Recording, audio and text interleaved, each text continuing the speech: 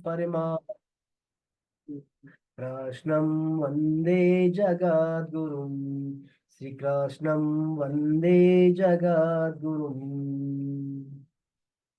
हरे कृष्णा। नहीं है मेरा संसार, ना है मेरे लिए, सभी है कृष्ण के, तभी तो प्यारे हैं वे सदा। मेरे तो है कृष्ण केवल, दूसरों न कोई। जैसा भी हूं उन्हीं का हूँ, शरण में हूँ उनकी सदा। सुख दुख नहीं जग में, सिर्फ है परिस्थितियां, हैं सभी प्रसाद प्रभु की। लो लगे कृष्ण से सदा। नारायण नारायण नारायण नारायण।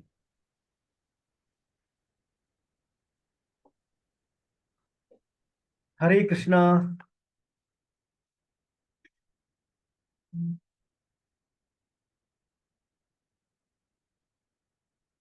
चलिए अपन जो है पिछली बार गुणत्रय विभाग योग की चर्चा कर रहे थे।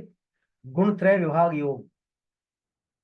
गुणत्रय विभाग योग में हमने पढ़ा था, जो भगवान यहाँ पर जीव का जो है प्रकृति साथ बंधन के बारे में बात कर रहे थे। भगवान ने बताया था पिछले अध्याय में, जो बंधन होता है, बंधन वो प्रकृति से के द्वारा प्रकृति के कार्य गुणों से होता है। बंधन प्रकृति के द्वारा प्रकृति के कार्य गुणों से होता है। और प्रकृति के बंधन से छूटने का जो उपाय है वो भगवान ने 13वें अध्याय में बता दिया था। और अब जो इस गुणत्रय विभाग योग में, इसमें प्रकृति के जो कार्य गुण, उनके बंधन से छूटने का उपाय भगवान ने बता रहे थे इस अध्याय में, गुणत्रय विभाग योग में। और इसमें पहले अपन शुरुआती चरण में पढ़े थे। इस अध्याय में भगवान ने ज्ञान की महिमा के बारे में बताया था। पहले भगवान ने ज्ञान की महिमा पर प्रकाश डाला था। भगवान कह रहे हैं प्रकृति और पुरुष का जो ये श्रेष्ठ ज्ञान है, अर्जुन, ये मैं तुझे फिर से कहूंगा, जिसे जानकर जो मुनि लोग हैं वो क्या परम सिद्धि को प्राप्त हो गए हैं। इस ज्ञान के द्वारा जो मेरी साधारण, इस ज्ञान के द्वारा जो भगवान ने बताया कि जो मेरी साधारणता को प्राप्त हो गए हैं, अर्थात उनमें कर्तृत्वपन और भोक्तत्व नष्ट हो गया है। और उनकी किसी भी अवस्था में जन्म अथवा मृत्यु नहीं होती, अर्थात वो महाप्रलय और महासर्ग से वो व्यथित नहीं होते। परंतु जो प्राणी महासर्ग में पैदा होते हैं, है ना, और फिर भगवान ने बताया जो प्राणी महासर्ग में पैदा होंगे उनके उत्पन्न होने की प्रक्रिया के बारे में कुछ श्लोकों के द्वारा बताया था। भगवान ने कहा था जो मेरी मूल प्रकृति जो है, मूल प्रकृति प्राणियों का उत्पत्ति स्थान है। मेरी मूल प्रकृति प्राणियों का उत्पत्ति स्थान है, और मैं उसमें जीव रूप से गर्भ की स्थापना करने वाला मैं हूँ, अर्थात गर्भ की स्थापना करने वाला मैं पिता हूँ। मूल प्रकृति माता है सभी प्राणियों की, और मैं सभी प्राणियों का पिता हूँ, ऐसा भगवान ने बताया था। इसके बाद भगवान ने कहा था सारी योनियों, अर्थात जो भी चारों प्रकार की जो मूल जो है, अंडज जरायुज स्वेद और उद्भिज, सभी योनियों के प्राणियों की शरीर की जो माता तो है मूल प्रकृति, और पिता कौन है, मैं हूं, ऐसा भगवान ने बताया था। इसके बाद इस गुणत्रय विभाग योग में भगवान ने आगे जीव और उसके जो शरीर है, जीव और शरीर वास्तव में अलग है, पर आपस में ये क्या है, कैसे जो है एक दूसरे से बन जाते हैं, इसके बारे में प्रकाश डाला था।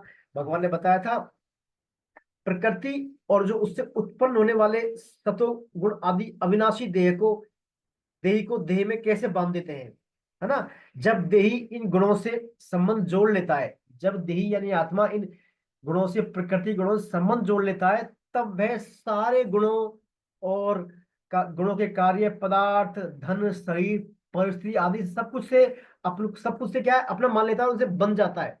इस प्रकार ये गुणों के कार्य प्रकृति से जीव जो है बन जाता है। अब भगवान फिर इन गुणों के बारे में भगवान ने बताया था, ये जो गुण है, ये ये सारे गुणों के बांधने का प्रकार कैसे बांधते हैं, इस बारे में भगवान ने बताया था कि जो सतोगुण है, सतोगुण क्या है, निर्मल और स्वच्छ होने के कारण प्रकाशक और निर्विकार है।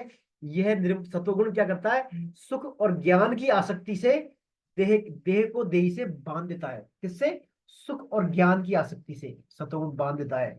फिर भगवान ने बताया जो रजोगुण है, रजोगुण जो है तृष्णा और आसक्ति से पैदा होने वाला है। रजोगुण तृष्णा और आसक्ति से पैदा होने वाला है। यह प्रमाद, आलस्य और निद्रा के द्वारा देही को देह से बांध देता है। किसके द्वारा, प्रमाद, निद्रा और आलस्य के द्वारा ये जो रजोगुण देही को देह से बांध देता है, ये अपन पढ़ चुके हैं। फिर भगवान ने बताया तमोगुण के बारे में कि तमोगुण जो है कैसे बांधता है। तमोगुण क्या है, सबको मोहित करने वाला है, इसका स्वरूप ही मोहित करने वाला है। और ये तमोगुण जो है अज्ञान से उत्पन्न होता है, हमारे अविद्या ज्ञान से उत्पन्न होता है, और यह प्रमाद, आलस्य और निद्रा के द्वारा देही को देह से बांध देता है।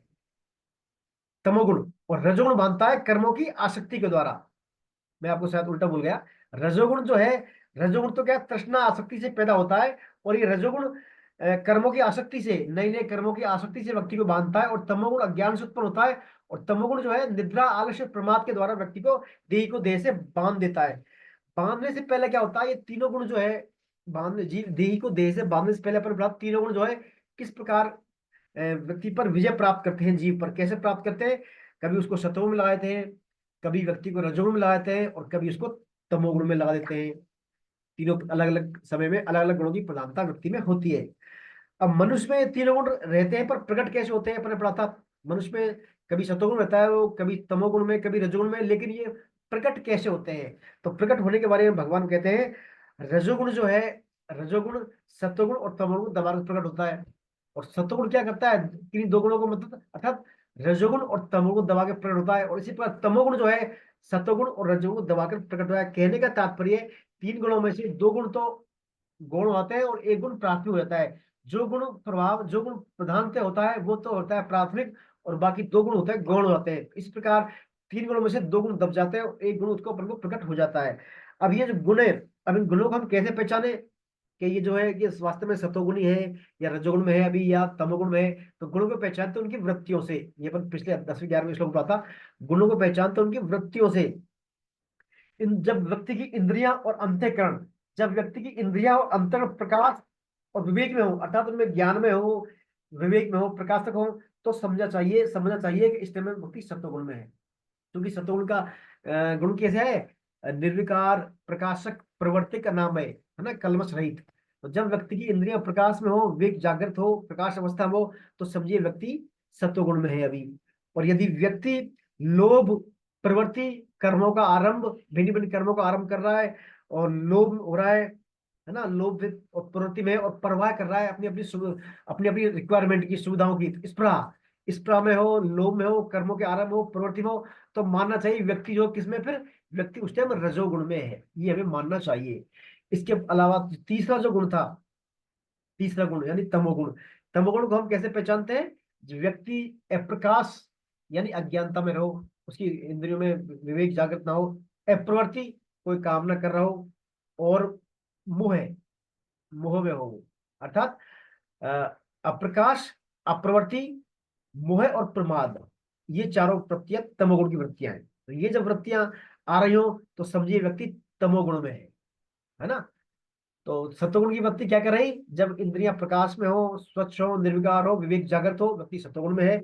और जब व्यक्ति में लोभ हो, कर्मों का आरंभ हो, कर्मों की प्रवृत्ति हो, अर्थात भिन्न भिन्न कर्मों का आरंभ कर रहा हो, और स्पृहा हो, लोभ हो, तो व्यक्ति रजोगुण में है। और व्यक्ति यदि अप्रकाश, अप्रवृत्ति, प्रमाद और मोह में है, तो व्यक्ति समझिए उस समय तमोगुण में व्यक्ति है। ये अपन पढ़ चुके थे पिछली बार, है ना। पिछली बार कहाँ तक श्लोक हो गए थे बताएंगे पिछली बार। 15 हो गए थे भैया जी।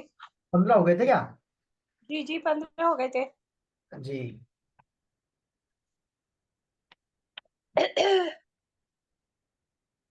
14 15 कर ली थे अपन, है ना।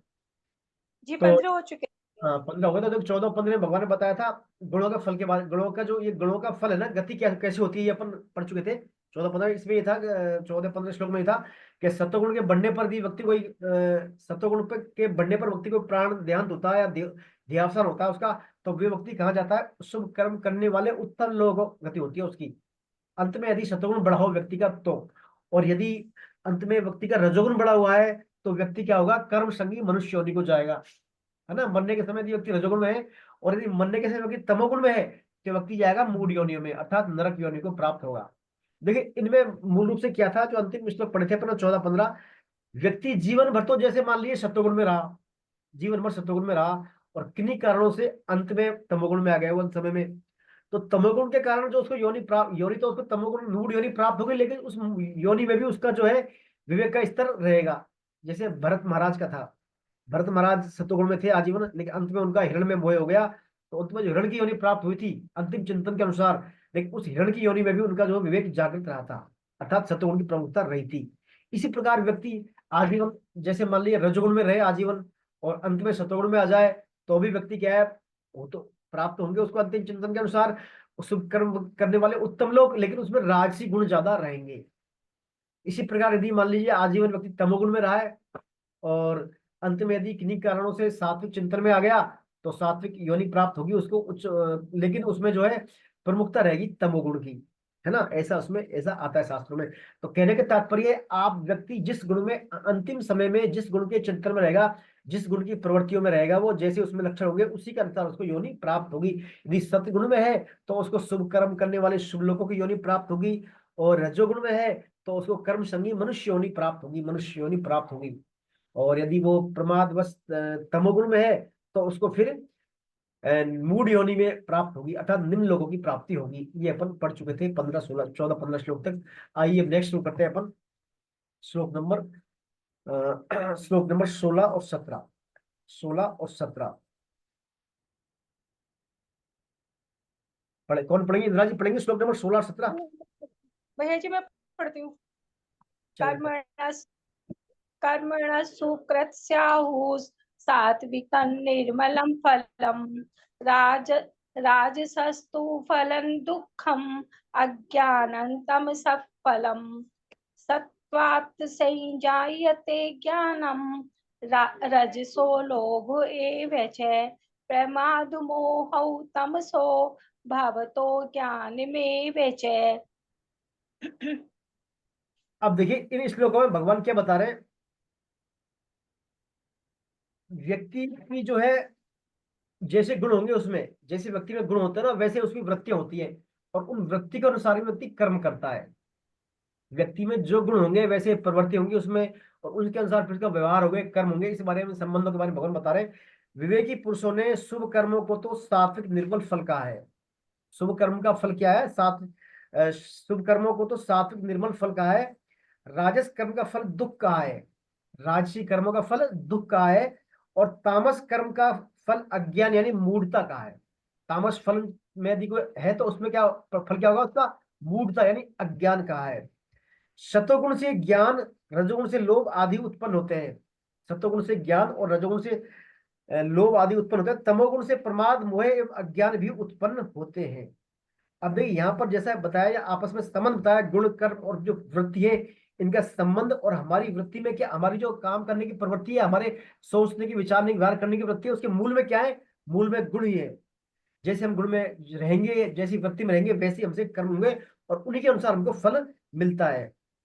पहला आता है सत्वगुण का फल। देखिए सत्वगुण में क्या होता है? व्यक्ति हमेशा प्रकाश में रहता है, अर्थात अब तो विवेक जागृत रहता है, इंद्रियां प्रकाश में रहती है।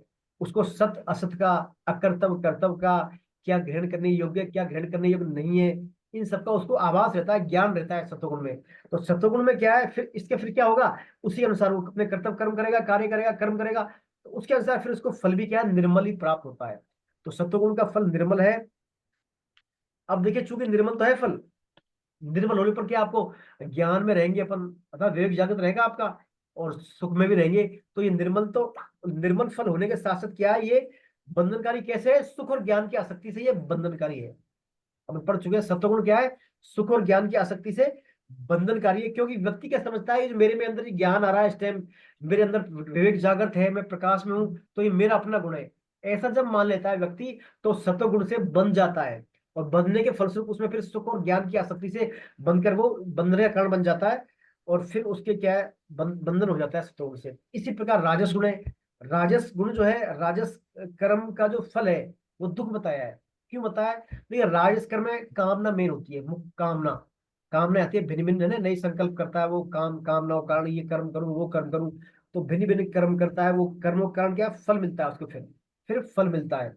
और वो अपने मतलब विवेक से दूर हो जाता है, और कर्म संगी कहते हैं, कर्म संगी उसे कर्म करने में प्रवृत्ति बनती चली जाती है। भिन्न भिन्न कर्म करता है वो, और कर्म करते करते करते करते भगवान के तत्व से वो दूर हो जाता है। दिन रात कर्म में लगा रहता है वो, फिर अंतुतगत्वा उसको क्या है? फिर दुख ही मिलता है। तो रजोगुण जो है दुखों का कारण बताया है यहाँ पर। क्योंकि रजोगुण में क्या होता है, जैसे कर्म करता है दिन भर, तो उनमें कर्मों में क्या बन जाता है? राग होता है, अटैचमेंट कर्मों से। क्या ये कर्म मेरे लिए इसी फल मिलेगा, वो मिलेगा, मेरी कामना पूरी होगी, तो उनमें राग हो जाता है। और कहते हैं राग ही क्या है? दुख का कारण है। राग ही दुख का, अपन 5वें अध्याय में पढ़ चुके हैं। दुख का मूल कारण क्या है? सुख की कामना। सुख का यदि आप में राग है, सुख के प्रति अटैचमेंट हो गया, सुख की कामना हो गई, तो वहां से फिर दुख की यात्रा प्रारंभ हो जाती है।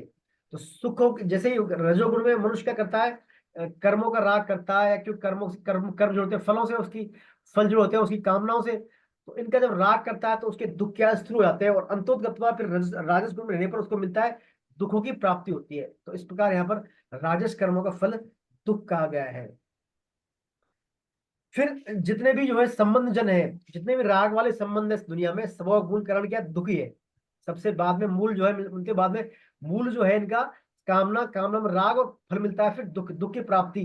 तो इसलिए संसार को दुखालय शाश्वतम कहा है। संसार में जितने भी जड़ पदार्थ है, या जितने भी ममता अहमता कामना वाले कंसेप्ट है, सब में हमारा राग होता है, और राग से फिर वही कामना, और कामना समस्त पापों की जड़ है, मूल जड़ है कामना, और फिर उनसे परिणाम होता है दुख। इसलिए रजोगुण का कारण क्या है? दुख। इसे दुखी मिलते हैं, है ना, और जन्म मरण देने वाला है, कर्म संगी मनुष्य योनि, मृत्यु लोक में आते हैं रजोगुण वाले, ये सब बताया गया है। इसके बाद फिर भगवान बताते हैं तामस कर्म का फल अज्ञान अर्थात मूढ़ता है। तामस कर्म, तामसिक कर्म में क्या होता है? व्यक्ति निष्कर्मता को प्राप्त होता है, कर्म करता नहीं है, प्रमाद में रहता है। जो कर्म करने वाला है वो तो करता नहीं है, और जो कर्म नहीं करने वाला है उसको कर जाता है।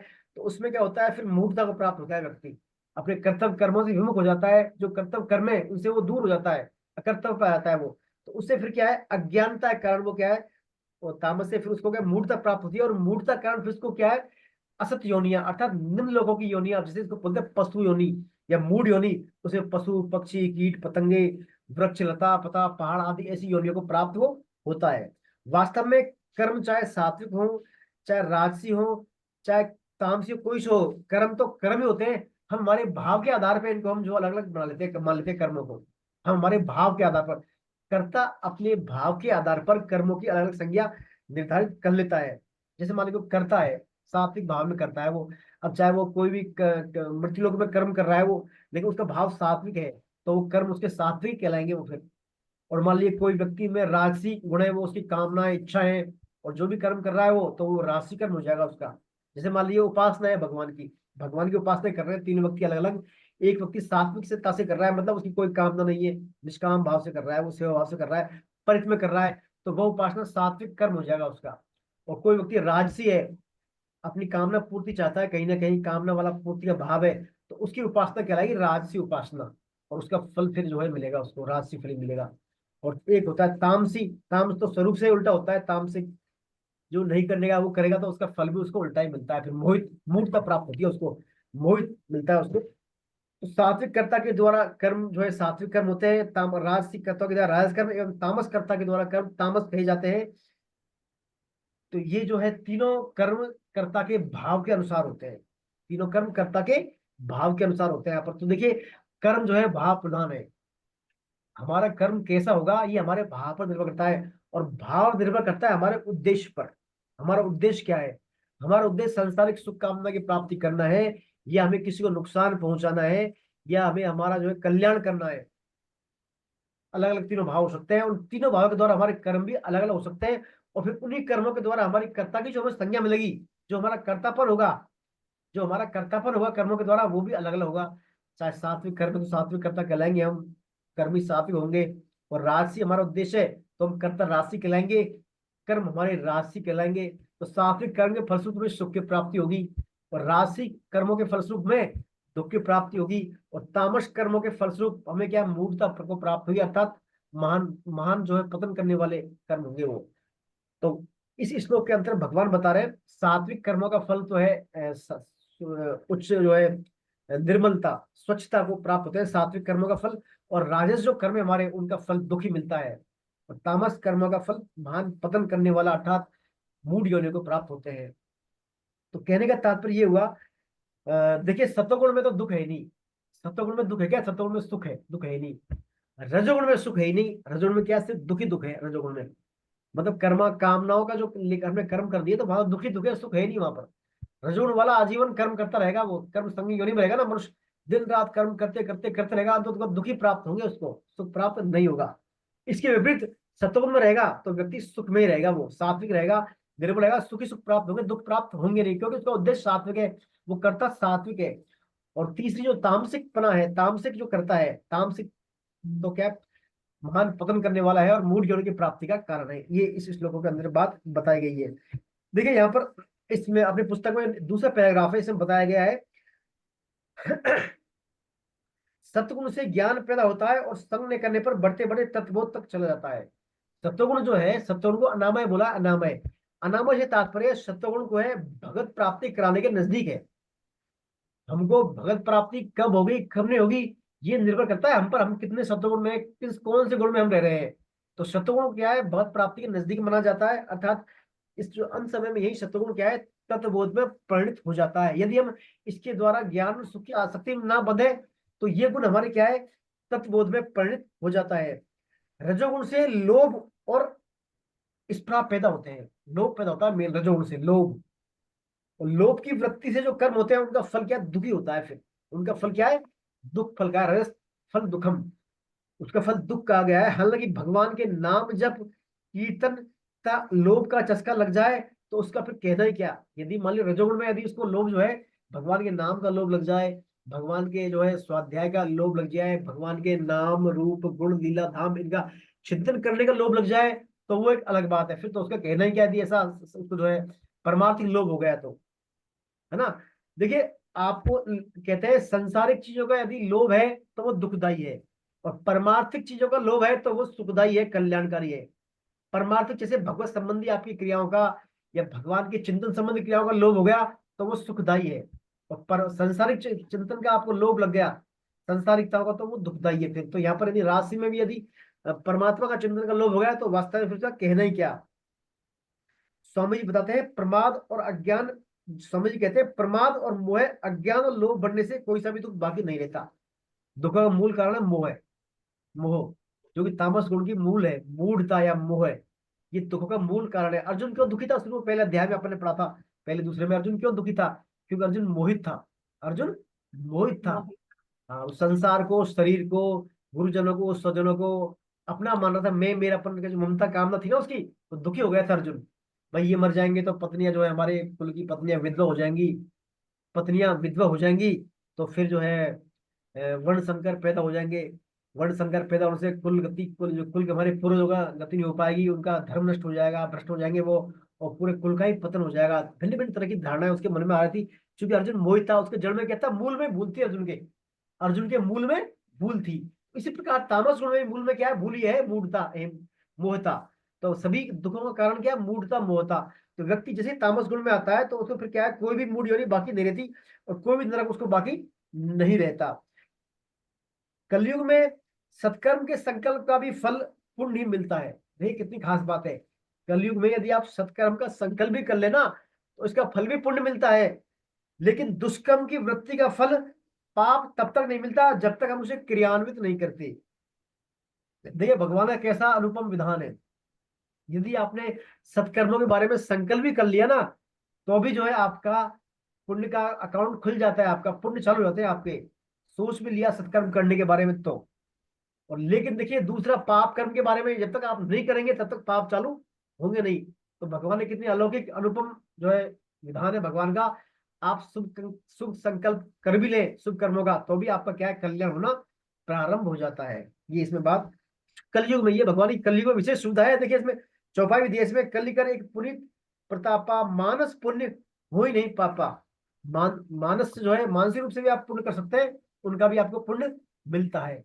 मानसिक रूप से पाप नहीं होते, पुण्य हो जाते हैं। लेकिन कलयुग में, कलयुग समयुग आन नहीं जो नर कर विश्वास, गाई राम गुण गण विमल भवतर बिनहि प्रयास।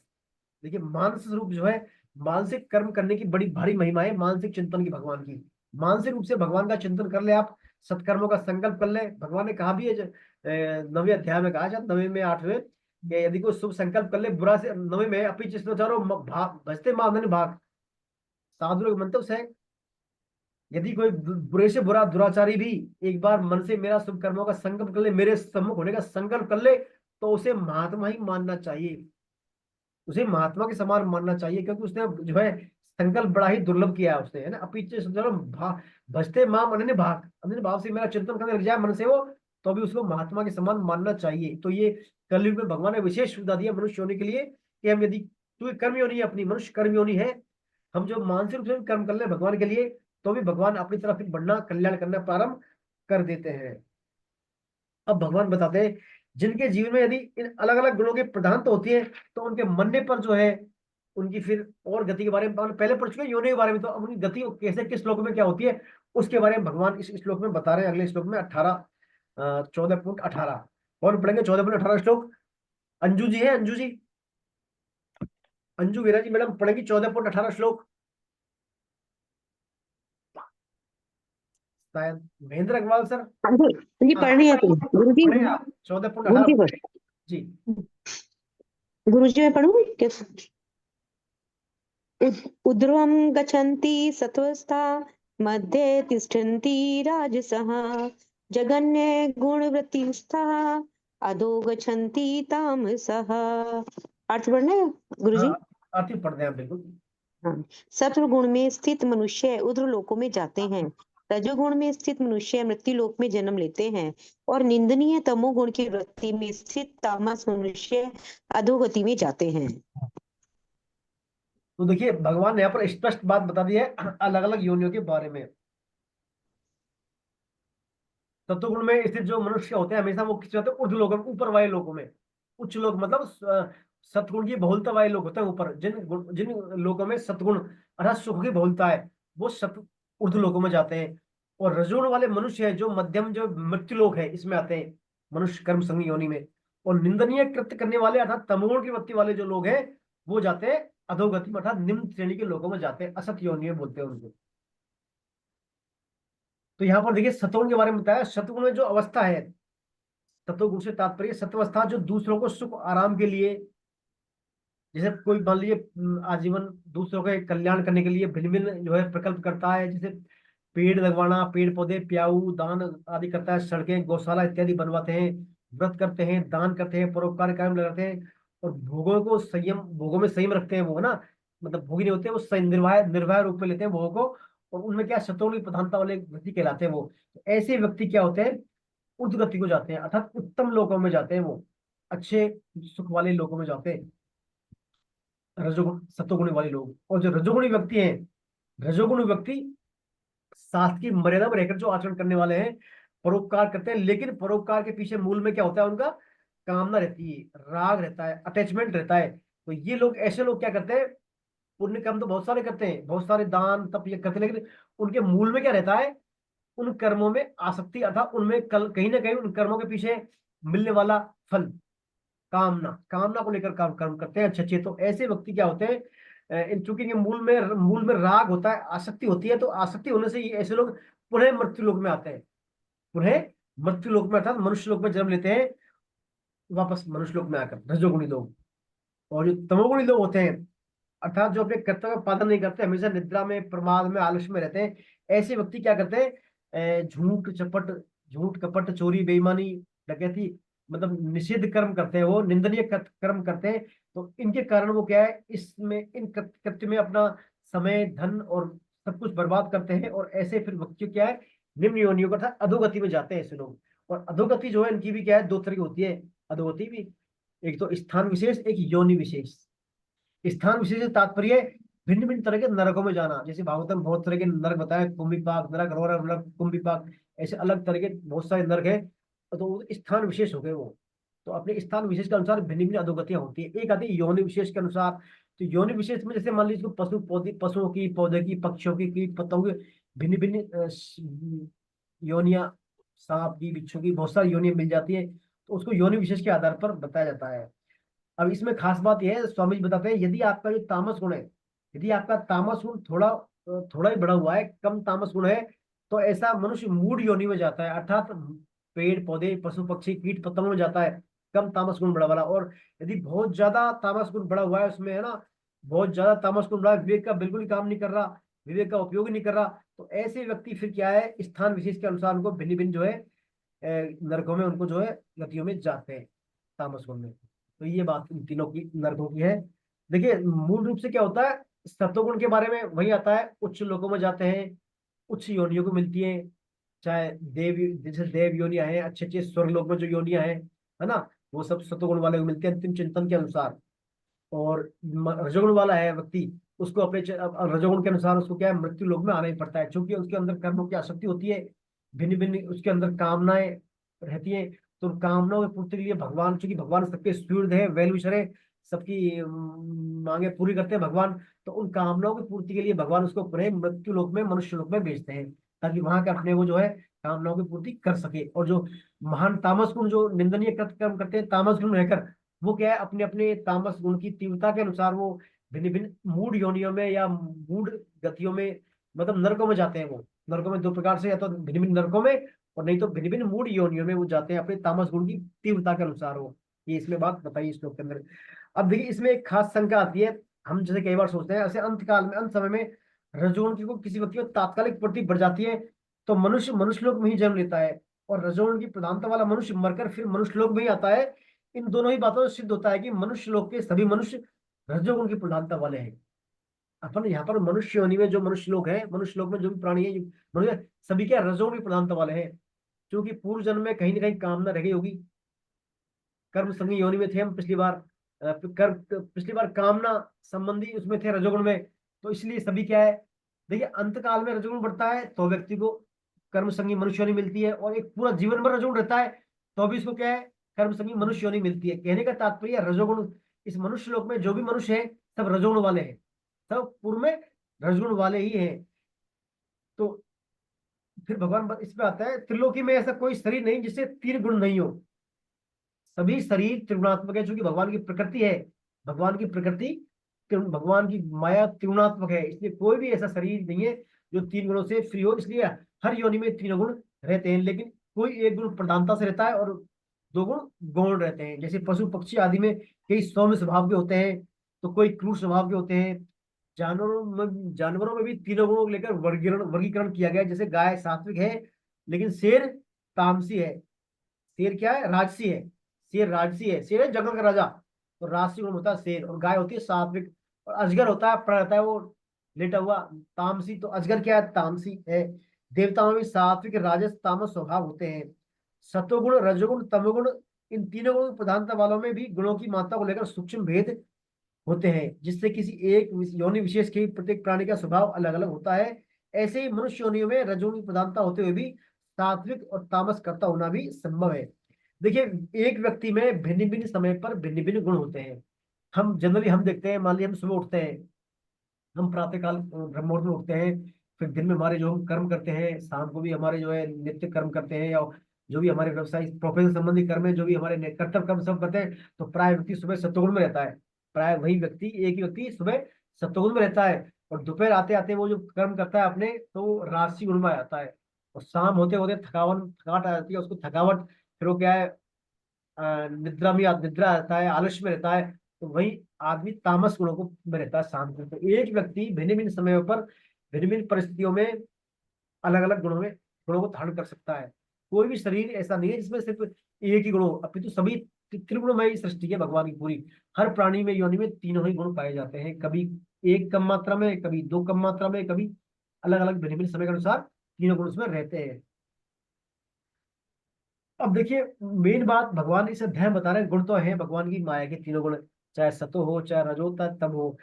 हमारा मुख्य उद्देश्य ये नहीं है हमें गुणों से हम संग करें, गुणों को अपना मान लें, गुणों से हमें, गुणों को अपना नहीं मानना है, अपितु गुणों का संग करके, इनका सदुपयोग करके हमें इन गुणों से मुक्त होना है, गुणों से अतीत जाना है, गुणों से परे जाना है। क्योंकि हम क्या है, हमारा जो मूल है, हमारा जो मूल अविनाशी जो हमारा जीव है, भगवान का अंश है, शाश्वत है, चिन्मय है। और गुण क्या है, गुण प्रकृति के है, गुण जड़ है, गुण परिवर्तनशील है, गुण नाशवान है, गुण विनाशी है, और हमारा जो है मूल स्वरूप अविनाशी है। तो भगवान ने यहाँ पर, भगवान ने व्यवस्था ऐसी की है, इन गुणों के सदुपयोग के द्वारा हमें क्या करना है, जैसे कांटे से कांटा निकलता है, इसी प्रकार हमें गुणों को दूसरे गुणों से आउट करते हुए गुणों से अतीत होना है, अर्थात गुणातीत होना है, गुणों से परे होना है। ये इसमें बात भगवान बताते हैं। तो अगले वाले श्लोक को पढ़ते आइए, 14.19 और 20 पढ़े श्लोक। महेंद्र सर है, महेंद्र जी सर, महेंद्र जी अग्रवाल सर, हाँ जी, हाँ जी। जी पढ़े सर 14.19 और 20। जी सर, हरे कृष्णा सर, हरे कृष्णा। हरे कृष्णा हरे कृष्णा सर, हरे कृष्णा। नान्यं गुणेभ्यः कर्तारं यदा द्रष्टानुपश्यति गुणे वेक्ष परम वेति मद्भावम सो अधिगच्छ नेक्स्ट। नित्यम नतीत्य त्रिंदेहि देह समुद्भवान जन्म मृत्यु जरा दुखोद विमुक्तो अमृतम श्रुते। हरे कृष्ण। हरे कृष्ण। देखिए, आप गुणों का परिचय देखिए, भगवान स्वयं को तीनों से अतीत अनुभव कैसे करें, इसका आप बता रहे हैं। भगवान हमको गुणों से हमारे को परे कैसे माने हम, है ना। भगवान कह रहे हैं, जब विवेकी विचार कुशल मनुष्य तीनों गुणों के सिवाय अन्य किसी को करता देखता नहीं और अपने को गुणों से परे अनुभव करता है, तब वह मेरे सत्स्वरूप को प्राप्त हो जाता है। देहधारी विवेकी मनुष्य देह को उत्पन्न करने वाले इन तीनों गुणों का अतिक्रमण करके जन्म मृत्यु और वृद्धावस्था रूपी दुखों से रहित होता हुआ अमरता का अनुभव करता है। देखिए, भगवान ने बड़ी गूढ़ बात बताई इस श्लोक में। जब विवेकी या विचारशील मनुष्य गुणों के सिवाय किसी अन्य को करता नहीं देखता, और अपने पहले पढ़ा गुणी गुण में बरत रहे हैं, पहले पढ़ा गुणा गुणेषु वर्तन्ते, गुणी गुणों में बरत रहे हैं। इंद्रिय ही इंद्रियों में बरत रही है, पढ़ चुके अपन। प्रकृति ही प्रकृति में कार्य करवा रही है। तो ये सब जो कार्य है, व्यक्ति जब कह रहा अपने आप को अकर्ता देखता है, ये सब कार्य प्रकृति ही करवा रही है, क्योंकि उसकी ज्ञानेन्द्रियां, कर्मेंद्रियां, मन, बुद्धि सब किसके अवयव है? प्रकृति की तो अवयव है। तो प्रकृति ही यानी गुण ही काम करवा रहे हैं आपस में। सबको अकर्ता दिखता है ऐसा व्यक्ति, है ना। अर्थात और किसी को करता नहीं देखता, गुणों के अलावा किसी को करता नहीं देखता, यानी स्वयं को अकर्ता देखता है और अपने को इन गुणों से परे अनुभव करता है। तो ऐसा व्यक्ति क्या है? भगवान के सत्स्वरूप को प्राप्त हो जाता है। अपने यही बात 13वें अध्याय के अंतिम श्लोक पर थी। जो व्यक्ति ज्ञान चक्षु के द्वारा क्षेत्र को अलग अलग देखता है ना, क्षेत्र को अलग, क्षेत्र को अलग, ज्ञान चक्षु, वह मेरे ही भाग को प्राप्त होता है। तो वही बात इस श्लोक में, ऐसा व्यक्ति का देहधारी मनुष्य देह को उत्पन्न करने वाले तीनों गुणों का अतिक्रमण कर जाता है और जन्म मृत्यु जरा व्याधि जो व्यवस्था है इनसे रहित होता हुआ अमरता का अनुभव करता है। देखिए, यहाँ पर भगवान बता रहे, जो अपने पहले पढ़ा था, आपको ध्यान है, ये पश्यति से पश्यति, जो ऐसा देखता है वही ठीक देखता है, जो ऐसा देखता है वही ठीक देखता है। भगवान 2-3 बार कहा है पूर्व में श्लोकों में। तो यह भगवान कह रहे हैं, वस्तुतः गुण ही करता है। करता कौन है? गुण। भाई, व्यक्ति गुणों के अधीन होगा तभी तो कर्म करेगा वो, चाहे कोई से भी गुण हो, जब भी गुणों के अधीन होगा तभी कर्म होंगे उससे। तो मूल में क्या हुए? कर्ता गुण। तो वस्तुतः कर्ता ही, जो गुण ही करता है। स्वयं तो गुणों का प्रकाशक है, स्वयं जो जीव है वो तो गुणों का प्रकाशक है, सिर्फ बस प्रकाशक है, और गुणों में पूरी तरह से निर्लिप्त है। जिससे गुण प्रकाशित होते हैं उस प्रकाश में अपनी स्थिति का अनुभव करना, जिससे गुण प्रकाशित हो रहे हैं, जिस प्रकाश से, जिस चिन्मय सत्ता से गुण प्रकाशित होते हैं, उस चिन्मय सत्ता में अपनी स्थिति का अनुभव करना, यही क्या है? वास्तव में सही देखना है। यही है पश्यति से पश्यति, ऐसा देखना, सही देखना है। जब इन गुणों का संग नहीं रहेगा, अर्थात गुण संग मिटते ही हमारी क्या है? गुणों से आसक्ति हटते ही ब्रह्म प्राप्ति हो जाती है, अर्थात मैं भगवान का अंश हूं, भगवान मेरे हैं, ये भावना दृढ़ हो जाती है। हम जब हम गुणों से अपने को परे देखते हैं, गुणों से अपने को असंग देखते हैं, निर्लिप्त देखते हैं, तो फिर क्या है? और गुणों को अपना नहीं मानते, तो फिर जो मैं भगवान का, भगवान मेरे, ये बात क्या है? दृढ़ता से फिर बलवती हो जाती है। अर्थात गुणातीत वाली स्थिति को मनुष्य प्राप्त होने लग जाता है। यही इसकी वास्तविक स्मृति है, यही वस्तु की, व्यक्ति की वास्तविक स्मृति है। देखिए, अर्जुन भी लास्ट में यही कहते हैं 18वें अध्याय में, हे भगवान, आप ही कृपा से मुझे मेरी स्मृति प्राप्त हो गई है। अर्जुन को भी स्मृति प्राप्त होगी अंत में, पूरी गीता के फल बाद में। तो वही बात भगवान यह बता रहे हैं, जो व्यक्ति अपने को गुणों से अलग मानता है, अपने को अकर्ता मानता है, गुणों से अलग अकर्ता मानता है, तो वो वास्तव में सही दिखता है। और वो क्या है? फिर जो है उसको अपनी पहचान की स्मृति आती है, अर्थात भगवान के प्रति उसकी, अपना भगवान का जो अंशपना है वो उसको जान जाता है, अर्थात मैं भगवान का, भगवान मेरे, इस दृढ़ता को वो दृढ़ता से धारण कर लेता है। इस बात को वो वास्तव में इस स्मृति प्राप्त करने के लिए, इस पूरी ये गीता पढ़ रहे हैं, सुन रहे हैं अपन, स्मृति प्राप्ति के लिए, है ना, भिन्न भिन्न साधनों के द्वारा इसमें उपयोगिता है स्मृति प्राप्ति में। चाहे कोई कर्मयोग के माध्यम से स्मृति को प्राप्त करे, चाहे कोई ज्ञान योग के द्वारा करे, चाहे कोई भक्ति योग के द्वारा करे, लेकिन सबसे जो सहज सरल और मुख्य बात है स्वामी जी के अनुसार वो है हम भगवान के ही हैं और भगवान हमारे, हम भगवान के, भगवान हमारे। इस चेतना से यदि कर्तव्य कर्म करे, इस चेतना से कर्तव्य कर्म करे तो फिर क्या है, स्मृति दूर नहीं। फिर इसलिए में स्वामी जी ने बताया, नाथ में थारो जी थारो, शोखो बुरो कुटिल और कामी, जैसो हूं जैसो थारो, नाथ में थारो जी थारो। बस भगवान मेरे में भगवान का, ये धारणा यदि बन जाए ना, तो फिर जो भी अपने अपने अंदर कलमश है वो भगवत कृपा से सब दूर हो जाते हैं। भगवान ने कहा भी है 10.10 में, ददामी बुद्धि योगम तम माम उपांतिते, ऐसे व्यक्तियों का मैं क्या है, बुद्धि योग देता हूँ। अनया चिंत्य माम परिउपासते, जो मुझे अनंत भाव से मेरा चिंतन करते हैं, मेरे सम्मुख रहते हैं, मेरे शरण होते हैं, है ना, ऐसे व्यक्तियों का मैं क्या है, बुद्धि योग के द्वारा उनके अंदर जो अज्ञान रूपी अंधकार है उसको ज्ञान रूपी प्रकाश के द्वारा दूर कर देता हूँ। अर्थात भगवान फिर उनको क्या है, पार लगा देते हैं। तो इसमें इसमें यही बताया, इस नित्य संबंध में बहुत बल है। इसमें किस संबंध में, मैं आपका आप मेरे, मैं भगवान का भगवान मेरे, ये जो नित्य संबंध शाश्वत संबंध हम बार बार पुकारते हैं भगवान को, इसमें विशेष बल है।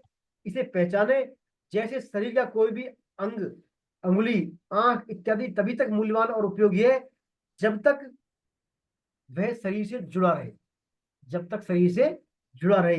एक छोटे से पेज की उपयोगिता भी मशीन में जुड़े रहने से है, मशीन से अलग होने होती वह बेकार हो जाता है। ऐसे ही कृष्ण की सम्मुखता ही सर्वोपरि साधन है।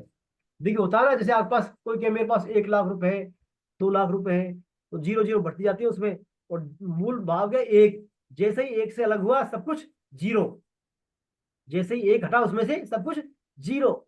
ऐसे ही हम जो है कितने भी अच्छे कर्म कर ले, कितने भी कर ले, जब तक जो है भगवान से हमारा एसोसिएशन नहीं है, भगवान से हमारी सम्मुखता नहीं है, जब तक सब बेकार है। जैसे हमारी भगवान से सम्मुखता, अर्थात मैं भगवान का भगवान मेरे, ये क्या मूल एक अंक है, एक अंक है और सब जीरो है।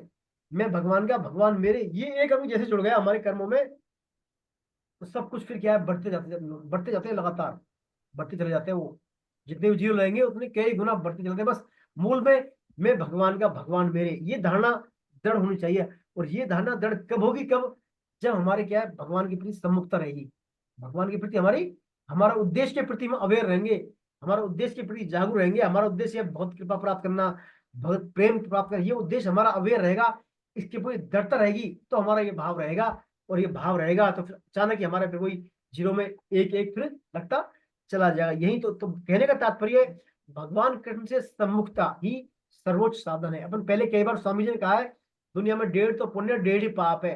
1.5 पुण्य में से 1 पुण्य क्या है, भगवान से सम्मुखता। यदि आपकी भगवान से सम्मुखता हो गई तो जो 1.5 पुण्य दुनिया का पूरा, उसमें 1 पुण्य आपको मिल गया बस। और बाकी सब आधे में आ गए। फिर जो भी यज्ञ तप दान क्रिया जो भी हम करेंगे सब आधे, एक महीने भगवान से सम्मुखता। इसी प्रकार से यदि ऐसे 1.5 पाप बताए, भगवान से विमुख हो गए, तो जितने भी पाप पे 1.5 पाप में 1 पाप तो ये हो गया, भगवान से विमुख हो गए हम। देखिए भगवान की सम्मुखता कितना बड़ा महत्व है।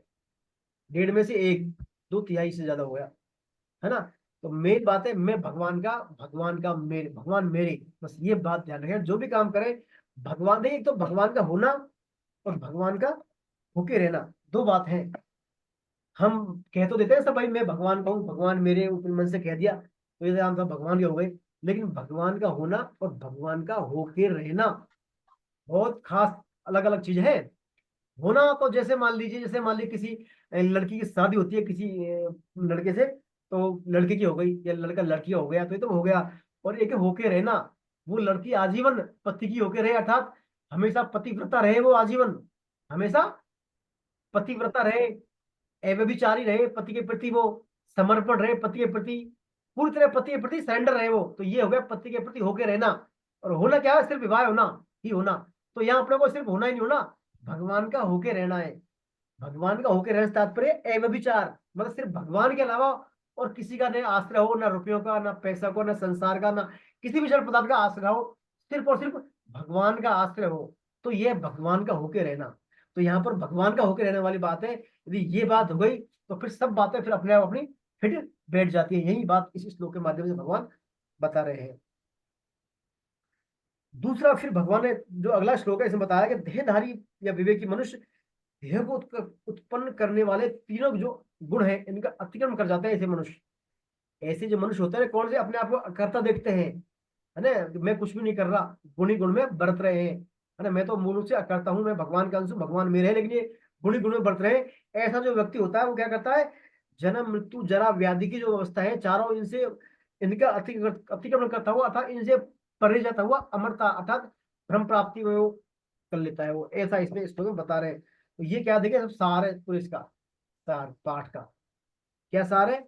व्यक्ति पहला तो अपने आप को क्या है अकर्ता माने, अर्थात मैं कुछ भी नहीं कर रहा, गुणी गुण में बरत रहे, गुणी गुण में करवा रहे, प्रकृति प्रकृति में काम करवा रही है, प्रकृति ज्ञानेंद्रिय कर्मी सब प्रकृति के रूप में यही काम कर, मैं तो कुछ भी नहीं कर रहा, मैं तो क्या है बिल्कुल अकर्ता हूँ, मैं तो भगवान का अंश हूँ, भगवान मेरे में, भगवान का, ये बात धारणा हो जाएगी ना मूल रूप से दृढ़ता के साथ, तो फिर क्या है अपने आप फिर जो है सब काम सभी जो है समस्याएं, जो चार समस्याएं जन्म मृत्यु जन्म, इनका अतिक्रमण कर जाएंगे, इनसे परे, इनसे बहुत दूर, और परम अविनाशी जो पद है उसके हम नजदीक चले जाएंगे। फिर ये इस श्लोक में भगवान बात बता रहे हैं। मनुष्य का जन्म का लक्ष्य भी क्या है, गुणातीत होना, मतलब गुणों से परे जाना, अपने आप को अकर्ता मानना, भगवान का अंश मानना, अपने स्वरूप की स्मृति होना। जब साधक इन गुणों का अतिक्रमण कर जाता है तो फिर उसको जन्म मृत्यु वृद्धावस्था दुख आदि ये प्रभावी नहीं करते। देह के संबंध से होने वाले संपूर्ण दुखों में मृत्यु सबसे बड़ा दुख है। सबसे बड़ा दुख क्या है देह में, मृत्यु, क्योंकि मृत्यु हमारे हर लेता है सबको, मृत्यु हमें सभी हरण है, हमारा सभी का हरण करने वाला मृत्यु, तो ये सबसे बड़ा दुख है। किंतु विवेकी मनुष्य देह से तादात्म्य नष्ट होने पर अमरता यानी सच्चिदानंद स्वरूप का अनुभव करता है। ऐसा जो मनुष्य अकर्ता अपने आप को अलग मानने वाला गुणों से, तो ऐसा मनुष्य क्या है अपने आप को सच्चिदानंद स्वरूप का अनुभव करता है। स्वामी जी कहते हैं जैसे हमें भूख प्यास लगती है, इससे सिद्ध होता है कि अन्न जल नाम की कोई वस्तु है, किंतु जिससे भूख प्यास मिट सकती है, ऐसे ही मैं कभी मरूं नहीं, मैं जिंदा बना रहूं, ऐसी इच्छा से हमारी अमरता स्वतः सिद्ध है।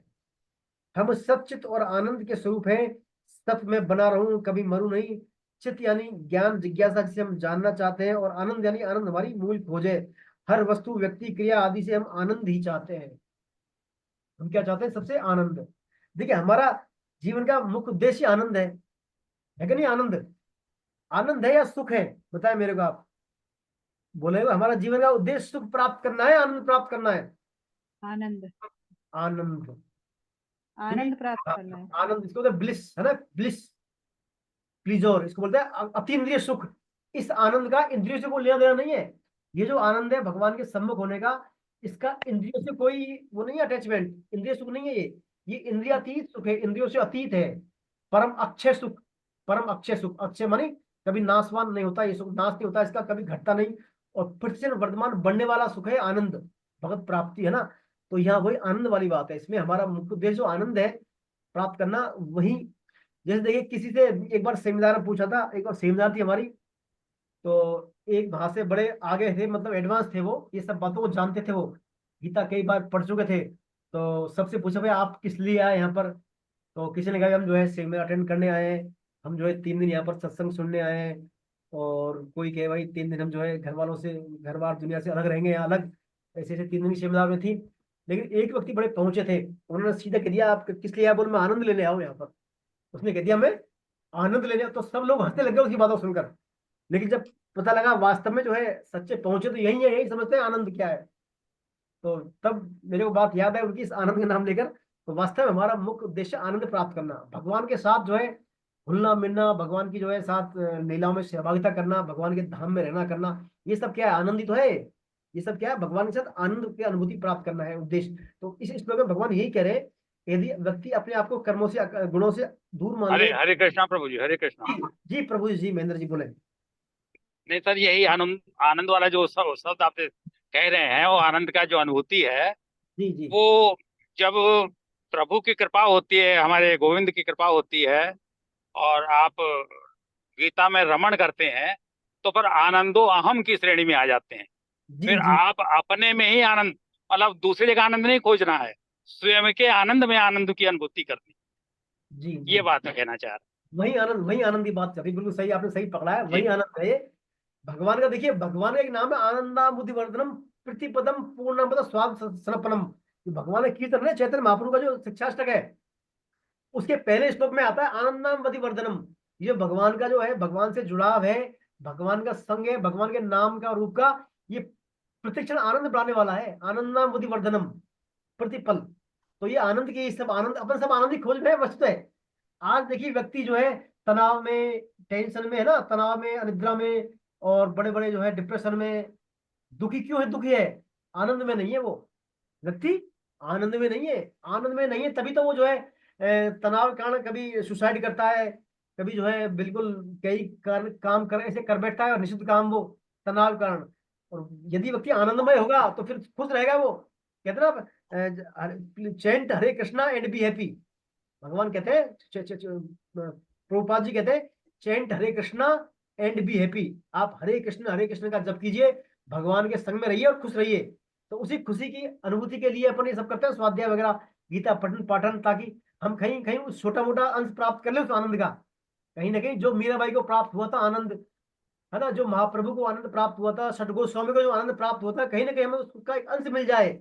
इसीलिए हम देखिए भगवान के धाम जाते हैं, यात्रा में जाते हैं, ताकि कुछ क्षण हमें वो आनंद मिल जाए।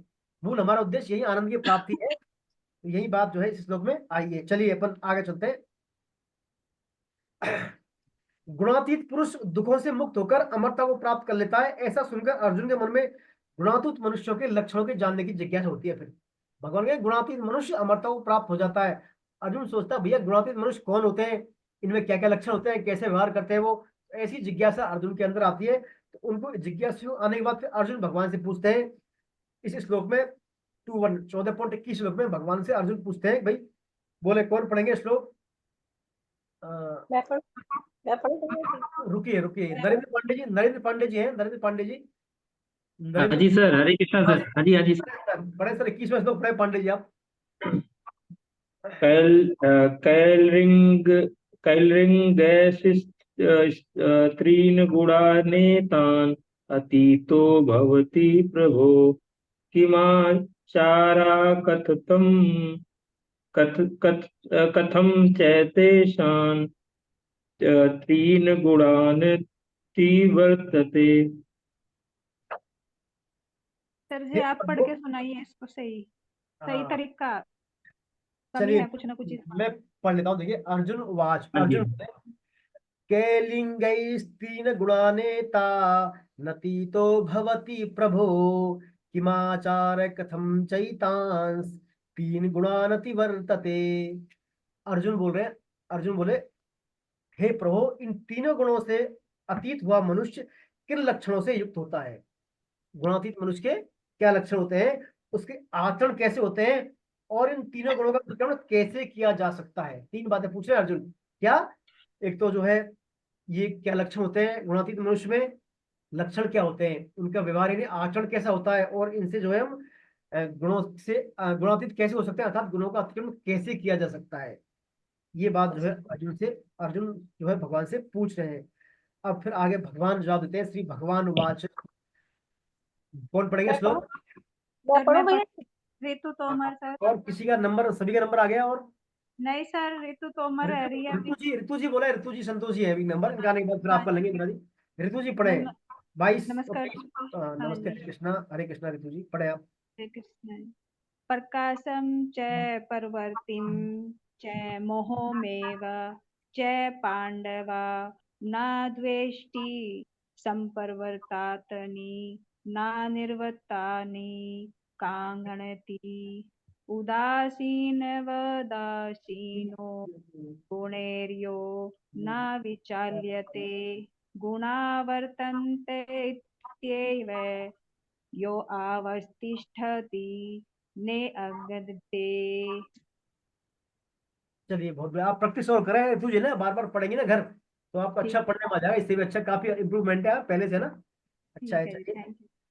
भगवान वाच, भगवान बता रहे, हे पांडव, प्रकाश और प्रवृत्ति तथा मोह।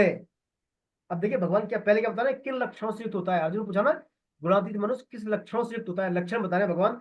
हे पांडव, प्रकाश, और पांडव मीन्स अर्जुन। देखिए अर्जुन पांडव है, अर्जुन को बोलने संबोधन कर रहे हैं भगवान। भगवान ने कहा था विभूति यौवन में, पांडवों में धनंजय में हूं, है ना, पांडवों में धनंजय में हूं। तो यहाँ पांडव से संबोधित कर रहे हैं अर्जुन को भगवान। हे पांडव, प्रकाश और प्रवृत्ति तथा मोह ये सब अच्छी तरह से प्रकट हो जाए तो भी गुणातीत मनुष्य इनसे द्वेष नहीं करता, द्वेष नहीं करता इनसे, है ना। अच्छी तरह से मतलब निवृत्त हो जाए, प्रवृत्त हो जाए, प्रकाश, प्रवृत्ति और मोह, ये अच्छी तरह से प्रवृत्त हो जाए, अर्थात इसमें ये गुण हो जाए ना, प्रकाश भी हो, प्रवृत्ति और मोह भी हो, तो इनसे वो द्वेष नहीं करता, और निवृत्त हो जाए तो भी इनकी इच्छा नहीं करता। जो उदासीन की तरह स्थित है, उदासीन की तरह स्थित है, और जो गुणों के द्वारा विचलित नहीं किया जा सकता, तब गुणी गुण में बरत रहे हैं, इस बात से जो अपने स्वरूप में स्थित रहता है और स्वयं कोई भी चेष्टा नहीं करता, स्वयं कोई भी चेष्टा नहीं करता। देखिए ये इसमें लक्षण और वो बताए भगवान ने यहाँ पर।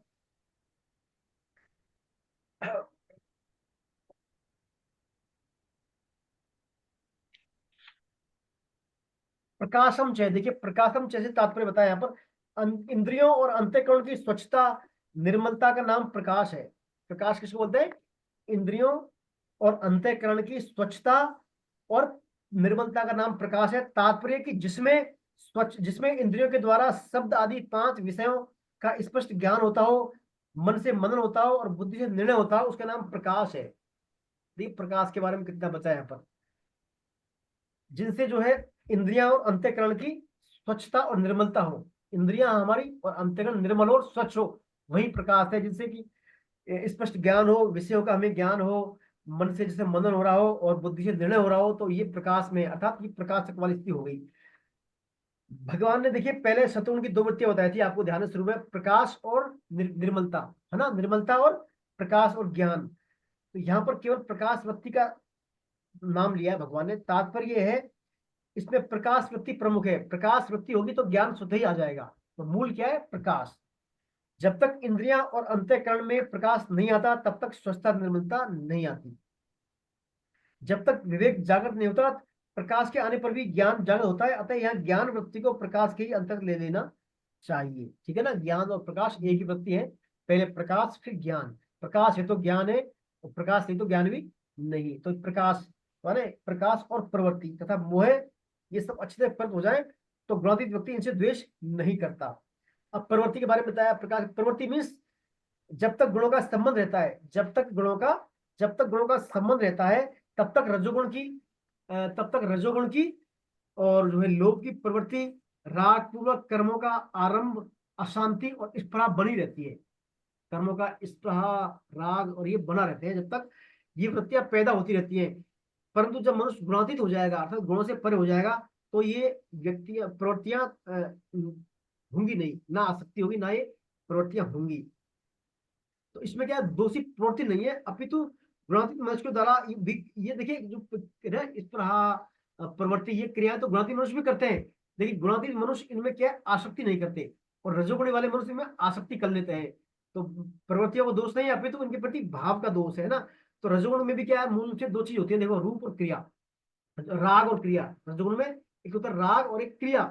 तो राग तो दुखों का कारण है, राग से दुख होते हैं अपने को ना, जो भी राग अटैचमेंट करेंगे, आसक्ति करेंगे, काम में करेंगे, उसका परिणाम क्या होगा? दुख। तो राग तो दुखों का कारण है, यह राग गुणातीत में नहीं रहता, गुणातीत में ये राग नहीं रहता, क्योंकि उसमें अनासक्त भाव है उसका। परंतु जब तक गुणातीत मनुष्य का दिखने वाला शरीर रहता है तब तक उसके द्वारा निष्काम भाव पूर्वक जो क्रियाएं हैं वो स्वतः ही होती रहती है। इस क्रियाशीलता को भगवान ने यहाँ प्रवृत्ति के नाम से कहा है। तो रजोगुणी व्यक्ति जो क्रियाएं करते हैं ना भिन्न भिन्न, उनको प्रवृत्ति कहा है। लेकिन जो गुणातीत मनुष्य करेगा प्रवृत्ति, तो गुणातीत मनुष्य में चूंकि आसक्ति नहीं होती, ना कोई राग होता, तो उसकी क्रियाएं सिर्फ निष्काम तत्पर होती है, तो उनमें प्रवृत्ति बोला गया है। तो इन प्रवृत्तियों का उसे कोई अटैचमेंट नहीं होता, ना कोई इनमें द्वेष होता, न इसमें प्रकाश में होता। तो ये प्रकाश प्रवृत्ति। फिर तीसरे बताया मोह में च पांडव है, अर्थात मोह के बारे में बताया। मोह होने से उसको कोई ना तो राग होता ना द्वेष होता है। तो मोह भी क्या है? 2 प्रकार का है मोह। पहला मोह तो है क्या? व्यवहार में भूल होना, हमारा जो व्यवहार किससे क्या करते हैं वो नहीं करते हम, अर्थात मोहित अवस्था में होते हैं ना। तो पहला व्यवहार में भूलना। दूसरा आता है हमें अच्छे बुरे का, गलत सही का, अकर्तव्य कर्तव्य का ज्ञान ना होना, है ना, अर्थात अविवेक वाली स्थिति का होना, ये भी मोह है। और दूसरा व्यवहार में भूल होना। तो गुणातीत महापुरुषों में क्या होता है? गुणातीत महापुरुषों में दूसरे वाला मोह है, ये सत असत का, एक कर्तव्य कर्तव्य का जो ज्ञान है, ये मोह है तो होता नहीं। परंतु व्यवहार में जो है ना, व्यवहार में भूल होना, अर्थात किसी के कहने से किसी निर्दोष व्यक्ति को दोषी मानना या दोषी व्यक्ति को निर्दोष मान देना, ये सब बातें हो जाती है। इनमें भी उसको कोई दोष ऐसा इसमें ऐसा बताया गया है कि जैसे मान लीजिए किसी के कहने से किसी निर्दोष व्यक्ति को दोषी मान लेना, या दोषी व्यक्ति को निर्दोष मान लेना आदि, तथा रस्सी में सांप दिख जाना, या मृत तृष्णा में जल दिख जाना, सीपी और अभ्रक में चांदी का भ्रम हो जाना आदि मोह तो गुणातीत मनुष्यों में होता है। लेकिन इसमें किसी प्रकार का इनसे ना तो द्वेष होता है ना राग होता है मोह में, है ना। तो मोह दो प्रकार का हो गया, एक तो व्यवहार में भूल होना, और एक सत असत अकर्तव्य कर्तव्य ग्राह्य ग्राह्य में का मालूम न चलना। तो गुणातीत व्यक्तियों में दोनों ही से भी कोई ना राग होता है ना द्वेष होता है। फिर भगवान का निर्देशी संप्रतानी निवृत्तानी कांक्षति, अर्थात ऐसा व्यक्ति क्या है, इनको निवृत्त हो जाए तो भी इनमें द्वेष नहीं करता, और प्रवृत्त होता है तो भी इनमें भक्ति द्वेष नहीं करता इनसे। तो यहाँ पर बताया गया है, देखिए इसमें खास बात यह है, एक तो वृत्तियों का होना होता है, और एक वृत्तियों को करना। दो चीजें हैं, वृत्तियों का होना और वृत्तियों को करना। होने और करने में बड़ा भारी अंतर है। होना समष्टिगत होता है, होना तो सतह ही जो करे गुणी गुण में बरत रहे हैं, प्रकृति प्रकृति है। होना समष्टि होता है, और करना होता है व्यक्तिगत। करना व्यक्ति होता है, संसार में जो होता है उसकी जिम्मेदारी हमारे पर नहीं होती, पर जो हम करते हैं उसकी जिम्मेदारी हमारे पर होती है। समझे ना आप। वृत्तियों में देखिए दो बातें, होना और करना। जो हो रही है उसमें हमारा कोई लेना देना नहीं है, ना हमारी कोई जिम्मेदारी है, लेकिन जो कर रहे हैं हम वो व्यक्तिगत होती है, और उनके प्रति हमारी जिम्मेदारी भी होती है। तो यहाँ इसे बताया गया है, जिस समष्टि शक्ति से संसार मात्र का संचालन होता है उसी शक्ति से हमारे शरीर इंद्रियां मन जो भी है इन सबका संचालन हो रहा है। जब संसार में होने वाली क्रियाओं के जो गुणदोष हमें नहीं लगते, तब शरीर आदि में होने वाली क्रियाओं गुणदोष हमें लगी कैसे सकते हैं। देखिए बात, जब संसार में जो भी क्रिया हो रही है उनके हमें कोई गुणदोष नहीं लगते, तो शरीर में होने वाली हम दोष कैसे लग सकते हैं, है ना। परंतु जब स्वतः होने वाली क्रियाओं में से कुछ क्रियाओं के साथ मनुष्य क्या करता है, राग कर लेता है, या मैं मेरा अपन मान लेता है, तो फिर उनका कर्ता बन जाता है। मनुष्य क्या बन जाता है, कर्ता बन जाता है, और कर्ता बनने के बाद फिर उसका क्या फल उसको भोगना ही पड़ता है। इसलिए अंतःकरण में सत्व रज और तामसिक इन गुणों से होने वाली अच्छी बुरी वृत्तियों में हमें क्या राग द्वेष नहीं करना चाहिए। और राग द्वेष हमने कर लिया ना, तो फिर हमको इनके फल का भागी हमको बनना पड़ता है। कहने के तात्पर्य हमें किसी वृत्ति से हमें संबंध नहीं जोड़ना है। किसी वृत्ति से संबंध जोड़ेंगे तो फिर वो क्या कैसे हो गई, करने वाली हो गई, वो होंगी तो स्वतः ही, लेकिन हम संबंध जोड़ लेंगे तो उनके फिर करने वाली बन जाएंगी, और फिर उनके कर्ता बन जाएंगे, और कर्ता बन जाएंगे फिर हम क्या उनके फल के भागी भी बढ़ेंगे। इसलिए हमारे मन में जो भी वृत्तियां हैं अच्छी बुरी, उनको हमें राग द्वेष नहीं करना चाहिए। इस श्लोक भगवान गुणातीत व्यक्ति के बारे में, एक गुणातीत व्यक्ति अपने अंदर होने वाली अच्छी बुरी प्रवृत्तियों और वृत्तियों में क्या राग द्वेष नहीं करते, है ना। ये इसमें बात श्लोक में और खास है। बाकी देखिए मेन जो गुणातीत मनुष्यों के बारे में इसमें बताया है, देखिए गुणातीत मनुष्यों के बारे में बताया है, गुणातीत मनुष्य में अनुकूलता बनी रहे, प्रतिकूलता चली जाए, ऐसे इच्छा नहीं होती उसमें। जैसे अपने में होती है ना भाई, हमारी अनुकूलता बनी रहे, प्रतिकूलता कभी ना आए, ऐसी इच्छा गुणातीत मनुष्यों में नहीं होती। निर्विकारता का अनुभव होने पर उनको अनुकूलता प्रतिकूलता ज्ञान तो होता है गुणातीतों को, पर उनसे वो क्या है, उनका असर नहीं पड़ता उन पर, कोई गुणातीत मनुष्यों पर उन पर प्रवृत्तियों का कोई असर नहीं पड़ता। अंतःकरण में वृत्तियां बदलती रहती हैं, पर स्वयं उनसे क्या है, निर्लिप्त रहता है। गुणातीत मनुष्य उनसे क्या है, निर्लिप्त रहता है। साधक पर देखिए वृत्तियों का असर नहीं पड़ना चाहिए, क्योंकि गुणातीत मनुष्य साधक का आदर्श होता है, और साधक उसका अनुयायी होता है। देखिए कितनी बड़ी बात कही स्वामी जी ने। गुणातीत मनुष्य क्या होता है, साधक का आदर्श होता है गुणातीत। हम कई महापुरुषों के संपर्क होते हैं, जैसे कई होते हैं ना बड़े बड़े जीवन मुक्त महापुरुष ज्ञानी, हम क्या करते हैं, उनके हम निजी आचरणों पर ध्यान देते हैं, भाई ये महाराज जी ऐसा करते हैं, ऐसा बोलते हैं, ये खाते पीते हैं, तो हम उनमें क्या है फंस जाते हैं। जबकि वो तो गुणातीत होते हैं, ऐसे बड़े लोग कहते हैं गुणातीत, उनको गुणों से कोई फर्क नहीं पड़ता उनके। लेकिन अपन क्या है, अपनी नैरो जो है दृष्टि के कारण, अपनी संकीर्ण सोच के कारण उसमें फंस जाते हैं। तो फंसने के फलस्वरूप क्या होता है, अंतोतगत हमें क्या है, हमारे कर्मों के फल का भागी बनना पड़ता है, और भागी बनने के पश्चात फिर हमें फंस जाते हैं, बार बार ऊंच नीच योनियों में आना पड़ता है फिर। इसलिए हमें खास बात ध्यान रखनी है, क्योंकि हम साधक हैं, और हम साधक होने के नाते गुणातीत पुरुषों या महापुरुषों, जीवन मुक्त महापुरुष जो है, उनमें क्या है, निजी व्यक्तिगत गुणों को हमें नहीं देखना चाहिए, गुण अवगुण के बारे में चर्चा भी नहीं करनी चाहिए, क्योंकि वो गुणातीत है और हम गुणों के अधीन है। इसलिए हम उनके योग भी नहीं है गुणों पर चर्चा करने लायक, और यदि हम गुणों पर चर्चा करेंगे उनके आचरण में बातें करेंगे तो फिर ये हमारे लिए क्या नुकसानदायक सिद्ध होगा। ये हमें गुणातीत मनुष्यों के बारे में भगवान लक्षण बता रहे हैं। अगला श्लोक बताया, उदासीन उदासीनो गुणयो न विशाल्यते, अर्थात जो उदासीन की तरह है। और पढ़ लिया अपने श्लोक 23 या नहीं पढ़ा श्लोक? हाँ पढ़ लिया है ना, पढ़ तो लिया था। जब जो उदासीन की तरह स्थित और गुणों के द्वारा विचलित नहीं किया जा सकता, तब गुण ही गुण में बरत रहे हैं। गुणा वर्तन इत्येव, जो अपने स्वरूप में स्थित है और स्वयं कोई भी चेष्टा नहीं करता। देखिए कितनी परिभाषाएं बताई है भगवान ने गुणातीत व्यक्ति की। क्या करता है? उदासीन की तरह स्थित रहता है वो, है ना। और गुण ही गुण में बरत रहे हैं, अर्थात स्वयं तो एक करता है, कुछ भी नहीं कर रहा, गुण ही गुण में एक गुण ही दूसरे गुण के द्वारा कार्य वो करवा रहे हैं, ऐसा मानता है, ऐसा समझता है। और फिर कोई भी चेष्टा उनके प्रति नहीं करता। ऐसा करने के बाद फिर क्या है, भगवान गुणातीत व्यक्ति के बारे में जो है अपना उसके बारे में बता रहे, व्यवहार के बारे में, ऐसा व्यवहार करता है वो। देखिए इसमें एक ये बात जो है, खास बात इसमें ये आती है, इसमें एक प्रसंग दिया, देखिए विवेकानंद जी का, अपनी पुस्तक में विवेकानंद जी का प्रसंग दिया है इसमें।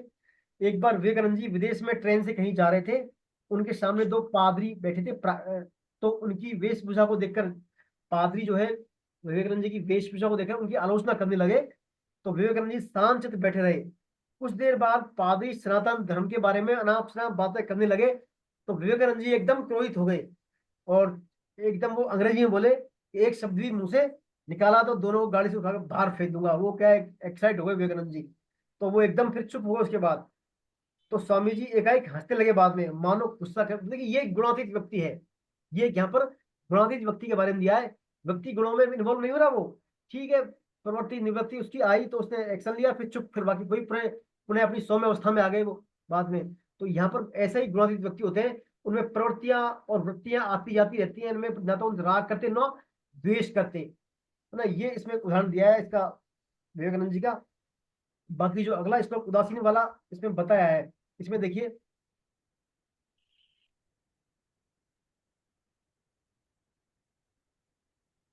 उदासीन उदासीनो गुणयो न विशाल्यते, गुणा वर्तते इत्येव यो अतिष्ठति नेंगते। उदासीन व्यक्ति कब होता है? देखिए उदासीन से तात्पर्य व्यक्ति, जैसे मान लीजिए एक तो होता है पक्षी, एक तो एक पक्ष वाला, एक दूसरे पक्ष वाला। एक तो मान लीजिए कौरव पक्ष है, एक पांडव पक्ष है। अब जो दोनों के प्रति जो है सम है, वो कहलाता है उदासीन। जैसे मान यूं समझिए, आपको दो व्यक्ति परस्पर विवाद कर रहे हैं, मान लीजिए दो व्यक्ति परस्पर विवाद कर रहे हैं, तो दोनों में किसी एक का पक्ष लेने वाला व्यक्ति क्या कहता है? पक्षपाती कहलाता है। क्या कहता है? पक्षपाती। और जो दोनों का न्याय करने वाला है, दोनों में जो एडजस्टमेंट करने वाला है, वो कहता है मध्यस्थ, मध्यस्थ कहलाता है। परंतु जो उन दोनों को देखता तो है, पर ना तो किसी का पक्ष लेता है ना किसी से कुछ कहता है, वह क्या कहलाता है? उदासीन कहलाता है। समझिए ना, पक्षपाती, मध्यस्थ, उदासीन, तीन बातें हैं। एक तो पक्ष लेने वाला, दूसरा दोनों में सुलह कराने वाला मध्यस्थ, और एक होता है उदासीन, किसी से कोई लेना देना ही नहीं। ऐसे ही जो गुणातीत मनुष्य है, ऐसे ही गुणातीत मनुष्य उदासीन होता है। उस संसार और परमात्मा दोनों को देखने से गुणातीत मनुष्य उदासीन की तरह दिखता है। वो चाहे संसार की दृष्टि देखे उसको हम, चाहे परमात्मा की परमार्थिक दृष्टि देखे तो भी हमें उदासीन प्रतीत होगा। वास्तव में देखा जाए तो संसार मात्र की सत्ता है ही नहीं, सत्स्वरूप परमात्मा की सत्ता से ही संसार सत्ता वाला दिख रहा है। अतः जब गुणातीत मनुष्य की दृष्टि में संसार की सत्ता है ही नहीं, गुणातीत मनुष्य की दृष्टि में जब संसार की सत्ता है ही नहीं, केवल परमात्मा की सत्ता ही है, तो फिर वह उदासीन किससे हो? किससे उदासीन हो वो? परंतु जिनकी दृष्टि में संसार और परमात्मा की सत्ता है, ऐसे लोगों की दृष्टि में वह गुणातीत मनुष्य उदासीन की तरह दिखता है, उदासीन की तरह दिखता है, लेकिन उदासीन है ही नहीं वो। भाई उदासीन किससे होगा? जब दो पक्ष होंगे तभी तो उदासीन होगा वो। लेकिन गुणातीत मनुष्य के लिए तो दो पक्ष है ही नहीं, सिर्फ एक ही पक्ष है, भगवान ही भगवान है। तो वास्तव में उदासीन तो है ही नहीं, लेकिन वो अपने को एंगल के कारण, अपने चूंकि संसारिक प्राणी है, अपने में दो चीजें संसार और भगवान, इसलिए अपने को वो उदासीन की तरह दिखता है। उसके कहने वाले अंतःकरण में, गुणातीत मनुष्य के जो अंतःकरण में, उसमें क्या है? सत्व रज तम तीनों गुणों की वृत्तियां तो आती है, पर इनसे वो क्या है? विचलित नहीं विचलित नहीं होता। तात्पर्य जैसे अपने सिवाय किसी दूसरे के अंतःकरण में गुणों की वृत्तियां आने पर अपने में कुछ भी फर्क नहीं पड़ता, ऐसे ही उसके कहने वाले अंतःकरण में गुणों की वृत्तियां आने पर भी कुछ भी फर्क नहीं पड़ता। अर्थात वह उन वृत्तियों के द्वारा संचालित विचलित या उन वृत्तियों के द्वारा वो गुणातीत मनुष्य विचलित नहीं किया जा सकता, ना उद्दीन किया जा सकता, कारण कि उसके द्वारा कहे जाने वाले अंतःकरण से संपूर्ण संसार का अत्यंत अभाव एवं परमात्म तत्व का भाव निरंतर जागृत स्वाभाविक रूप से रहता है भाव। तो गुणातीत मनुष्य के लिए देखिए हमेशा ना सत्वित्व भावो ना भावो विद्यते सतः, अर्थात सत का तो अभाव नहीं और असत का भाव नहीं, ये वाला वो सब समझता है बातों को, इसलिए हमेशा ही वो परमात्मा में लीन रहता है। अब आता है गुणावर्तन इत्येव, गुणावर्तन इत्येव यो तिष्ठति, अर्थात गुणी गुणों में बरत रहे हैं। गुणी गुण में कैसे बरत रहे हैं, अर्थात गुणों से संपूर्ण क्रिया हो रही है, गुणों से थोड़ी संपूर्ण क्रियाएं। ऐसा समझ करके क्या करता है वो गुणातीत मनुष्य, अपने स्वरूप में निर्विकार रूप से स्थित रहता है। गुणातीत मनुष्य समझता है भाई सभी क्रियाएं गुणों के द्वारा हो रही है, गुणी गुणों के द्वारा आपस में हो रही है, और मैं तो निर्विकार का अंश हूं और अपने स्वरूप में स्थित रहता है वो। उसका गुणों के साथ संबंध जो है, मतलब इस लाइन के माध्यम से भगवान बता रहे हैं उनका जो है गुणों के साथ संबंध निषेध है, अब न कोई संबंध नहीं है, परे है गुणों से वो, है ना, ये इसमें बात बता रहे हैं। यही बात देखिए भगवान ने 13वें अध्याय में बताया थी। 13वें अध्याय में क्या बताया था, अहंकार विमूढ़ात्मा कर्ता मिति मन्यते। अहंकार विमूढ़ात्मा मतलब अहंकार के कारण व्यक्ति अपने आप को कर्ता मान लेता है, अहंकार के कारण अपने आप को कर्ता मान लेता है ना। अहंकार कब होगा, मोहित होने के कारण, और यह क्या है वो गुणातीत है। तो गुणातीत होने पर क्या मान रहा है वो, गुणी गुणों में बक रहे ऐसा मान रहा है, खुद को अकर्ता मान रहा है, और वहां मोहित होने के कारण अपने आप को कर्ता मान रहा था।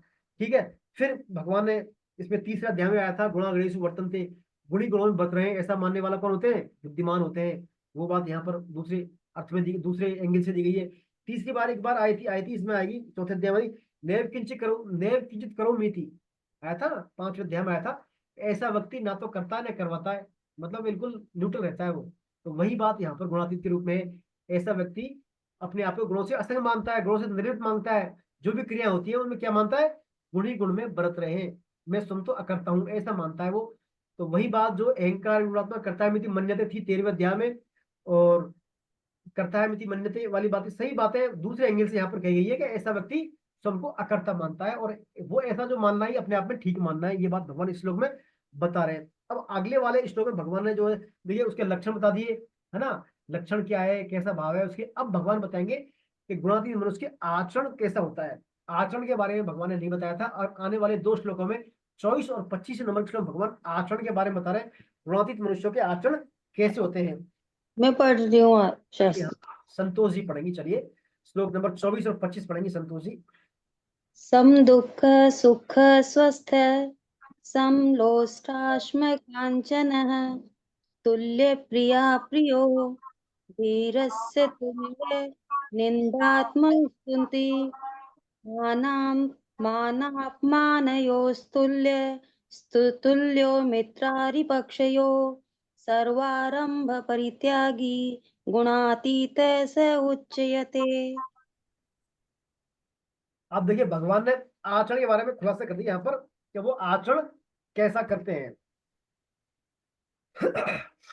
आपको ध्यान होगा तो यही श्लोक लगभग ऐसे ही सेम श्लोक अध्याय नंबर 12 में आए थे। 12वां अध्याय पढ़ा था और भक्ति योग, तुल्य निंदा प्रियो स्तुति मान अपमान योग सुखे दुखे समय कृत्वा, दूसरे अध्याय में यही बातें आई थी, है ना। तुल्य निंदा स्तुमोनि संतुष्ट ये नीचे अनिकेत मात्र भक्ति मान प्रियो नर आया था ना 12वें अध्याय, 18वां श्लोक था शायद। तो यही बातें पहले भी आ चुकी हैं। पहले वहां भक्ति योग के संबंध में बातें आई थी, और यहाँ ये बातें ज्ञान मार्ग के संदर्भ में भगवान बताया। ज्ञान देखिए ये प्रकरण चूंकि ज्ञान योग प्रधान प्रकरण है, सटक चल रहा है अंत में ये, तो यहाँ पर जो भी बातें आ रही है ज्ञान योग के एंगल से आ रही है, और अपन इन्हीं बातों को पहले भक्ति योग के एंगल से भी पढ़ चुके हैं। देखिए चाहे ज्ञान मार्ग हो, चाहे भक्ति मार्ग हो, चाहे कर्म योग मार्ग हो, कोई सा मार्ग हो, मूल तो एक ही तत्व भगवान, अब उनको अलग अलग एंगल से अपन पढ़ रहे हैं। गीता चूंकि त्रिवेणी है, तीनों योग को भिन्न भिन्न एंगल से समझा रही है अपने को, तो यही बात अपन पहले भी पढ़ चुके हैं। मेरा कहने का मतलब 12वें अध्याय में यही बात आई थी, जो भक्त के लक्षण बताए थे भगवान ने 39 लक्षण भक्त के, 39 लक्षण। तुल्य निंदा स्थित होनी, तुल्य निंदा स्थिति में संतुष्ट ये निचे अनिकेत स्त्री मात्र भक्ति मान में प्रियो नरे, है ना। वही बात सेम इसमें है। चलिए, तो जो धीर मनुष्य सुख दुख में सम अपने स्वरूप में रहता है, मिट्टी के ढेले पत्थर और सोने में सम रहता है, समलोष्टाश्म कांचन है, जो प्रिय अप्रिय में सम रहता है, और जो अपनी निंदा स्तुति में सम रहता है, जो मान अपमान में सम रहता है, और जो मित्र शत्रु के पक्ष में सम रहता है, और जो संपूर्ण कर्मों के आरंभ का त्यागी है, वह मनुष्य गुणातीत कहा जाता है। गुणातीत मतलब गुणों से अतीत कहा जाता है वह मनुष्य। देखिए, तब में दुख सुख स्वस्थ है। देखिए, भगवान ने सुख दुख, प्रिय अप्रिय, निंदा स्तुति, मान अपमान, ये 8 भाव लिए यहाँ पर। कौन कौन से भाव लिए? सुख दुख, प्रिय अप्रिय, निंदा स्तुति, मान अपमान, ये 8 भाव लिए हैं। इनमें साधारण मनुष्य समता नहीं रख पाते। साधारण मनुष्य हम जैसे होते हैं ना, उसमें समता नहीं रख पाते। सुख दुख में हम दुखाए तो विचलित होते हैं। थोड़ा दुखाया तो क्लास मिस कर दिया, आज की साहब पढ़ना ही छोड़ दिया, बिल्कुल ही चैंटिंग बंद कर दी। थोड़ा दुखाया तो होता है ना विचलित। तो सुख दुख में, या कोई बहुत ज्यादा, अभी जैसे कल परसों दीपावली थी, तो हमारी दीपावली से पहले क्लास थी, कई लोग दीपावली से पहले वाले क्लास में नहीं आए थे, वो उसमें लगे थे सब अपने अपने व्यवस्थाओं में। तो हम क्या उसी संदर्भ में बात करें, भगवान सुख दुख है ना, प्रिय अप्रिय, निंदा स्तुति, मान अपमान। अभी अपनी मान लीजिए कोई अपमान कर दे, यहाँ पर कोई कुछ बोल दे अपने को, तो हम क्या विचलित होते हैं, उद्विग्न होते हैं। तो ये 8 भाव क्या है, साधारण मनुष्य भी इन लोगों में, इन भावों में समता नहीं रख पाते। विषमता हो जाती है, साधक कभी नहीं रख पाते। लेकिन इन सभी स्थितियों में गुणातीत महापुरुष के चित्त में समता का शंखनाद सुनाई देता है। गुणातीत मनुष्य होता है ना, उनमें इन 8 भावों के प्रति समता वाला भाव रहता है, क्योंकि स्वरूप में समता स्वतः सिद्ध है। स्वरूप में समता स्वतः सिद्ध है। वे अपने स्वरूप में स्थित है, इसलिए उन्हें स्वस्थ कहा। स्वस्थ क्यों कहा है? क्योंकि अपने स्वरूप में स्थित है वो, है ना, अर्थात वे स्वयं में स्थित है। स्वस्थ अपने स्वरूप में स्थित है। फिर आता है समदोष शास्त्र कांचन, अर्थात सोने मिट्टी और पत्थर के ढेले में समान। सोने का त्याग करने वाले पुरुष मिल जाएंगे आपको संसार में, लेकिन सोने का त्याग करने का अभिमान उनमें बाकी रहता है। गुणातीत पुरुष में सोने और मिट्टी में कोई भेद नहीं समझता गुणातीत मनुष्य, इसलिए उनके लिए जैसे मिट्टी का त्याग है, वैसे ही सोने का त्याग। इसमें देखिए कुम्मन दास जी का एक उसमें प्रसंग दिया है, सोने मिट्टी वाले प्रकरण में, पढ़ लेते हैं अपन एक बार। कुम्मन दास जी अष्टछाप के कवि है। एक बार गायों की रक्षा करते हुए उनके पुत्र श्री कृष्णदास जी को एक सिंह ने मार दिया। उनके पुत्र को एक सिंह ने मार दिया। जब यह समाचार कुम्मन दास जी को मिला तो वे मूर्छित हो गए। विविध उपचार करने पर भी चेतन अवस्था में नहीं आए पुत्र उनके। सभी वैष्णव विचार करने लगे कि ये तो परम भक्त है, इनको पुत्र शोक इतना गहराई से कैसे व्याप गया। विठ्ठलनाथ गोसाई जी को पता चला तो वे बोले नहीं, उन्हें पुत्र शोक नहीं है, वे कोई और ही बात है, चलो चलकर सावधान करते हैं। गोसाई जी मूर्छित कुम्मन दास जी के कान के पास जाकर बोले, कुम्मन जी कल प्रातः श्रीनाथ जी के दर्शन करने आ जाना, हम आपको दर्शन करा देंगे। ये देखिए श्रीनाथ जी की परंपरा कवि है कुम्मन दास जी, इनको अष्टाप कवि बोलते हैं वहां पर वल्लभ संप्रदाय में। यह सुनते ही कुम्मन दास जी एकदम चेतन हो गए और साष्टांग दंडवत करके बोले, गुरुवर आपके बिना मेरे अंतःकरण को कौन समझ सकता है। भगवान के दर्शन नहीं होना ही तो सबसे बड़ा दुख है। मरण के 12 दिन सूत्र लगता है, जिससे मंदिर में प्रवेश वर्जित है। अतः इस दुख से मैं मूर्छित हो गया। गुसाई जी बोले, आपका दर्शन करने से लोगों का सूतक नष्ट होता है, फिर आपको काहे का सूतक। ये कितने बड़े भक्त कुम्मन दास जी। कुम्मन दास जी वल्लभ समुदाय के महान भक्तों में आते हैं। कहते हैं इनका यदि जितने भी महान भक्त हुए इस परंपरा में, सभी इनके चरित्र को बड़े आदर भाव से पढ़ते हैं। कुम्मन दास जी के चरित्र को, तो बड़े उच्च कोटि के विद्वान थे, गुणातीत मनुष्य थे कुम्मन दास जी। तो यहाँ पर देखिए पुत्र मोह से भी दूर हटके भगवान के दर्शन की इनको चिंता थी, क्योंकि यदि पुत्र का देह त्याग हो गया तो 12 दिन तक जो लगते हैं सामान्य सूतक के कारण इनको भगवान दर्शन नहीं होंगे, तो उसके कारण ये मूर्छित हो गए थे। देखिए यहाँ पर तो कितना बड़ा भगवान के प्रति भाव है इनका। दूसरी इसमें विशेषता, 8 भावों के अलावा दूसरी विशेषता आती है तुल्य प्रिया प्रियो धीरस तुल्य निंदात संस्तुति।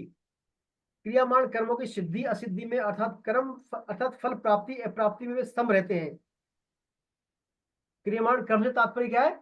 जो हम कर्म करते हैं ना, जो हम कर्म करते हैं, एक तो क्रियमाण कर्म होते हैं, एक सिंचित कर्म होते हैं, एक होते हैं प्रारब्ध।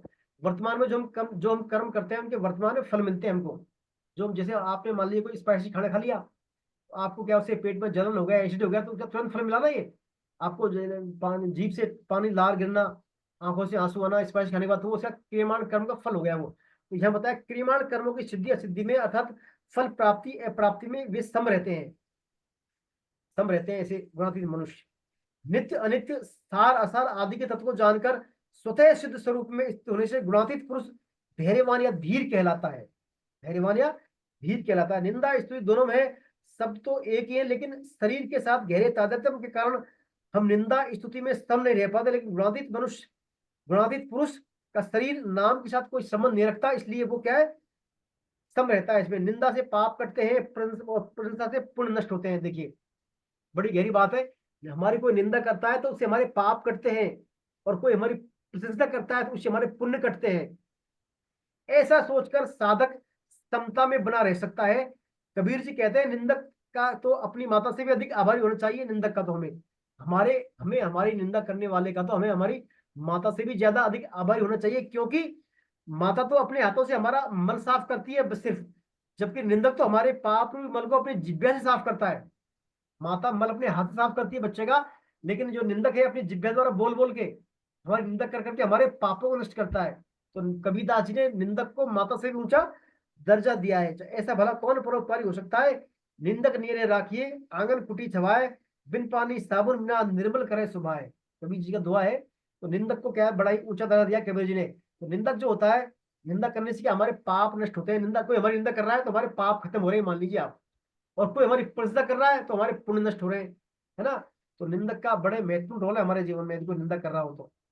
लेकिन यदि हमें ये दृष्टि नहीं है गीता की, हमें पता नहीं कि हम जो है, लेकिन हम तो क्या उद्दीन हो जाए, कोई निंदा कर दी, हमारी निंदा कैसे कर दी, अच्छा मेरे बारे में ऐसा बोल दिया, ये कर दिया वो कर दिया, तो हम क्या उल्टे फिर फंस जाते हैं। तो चूंकि हमने गीता पढ़ ली, अब भगवान की बातें, ज्ञान की बातें पढ़ ली, ज्ञान ज्ञान योग के शतक पढ़ रहे हैं हम, तो हमें अवेयर होना चाहिए। यदि कोई निंदा भी कर रहा है तो हमें उसको क्या है, इग्नोर ही करना है, इसको ध्यान देना ही नहीं है ना। ये बात इसमें ध्यान रखनी है।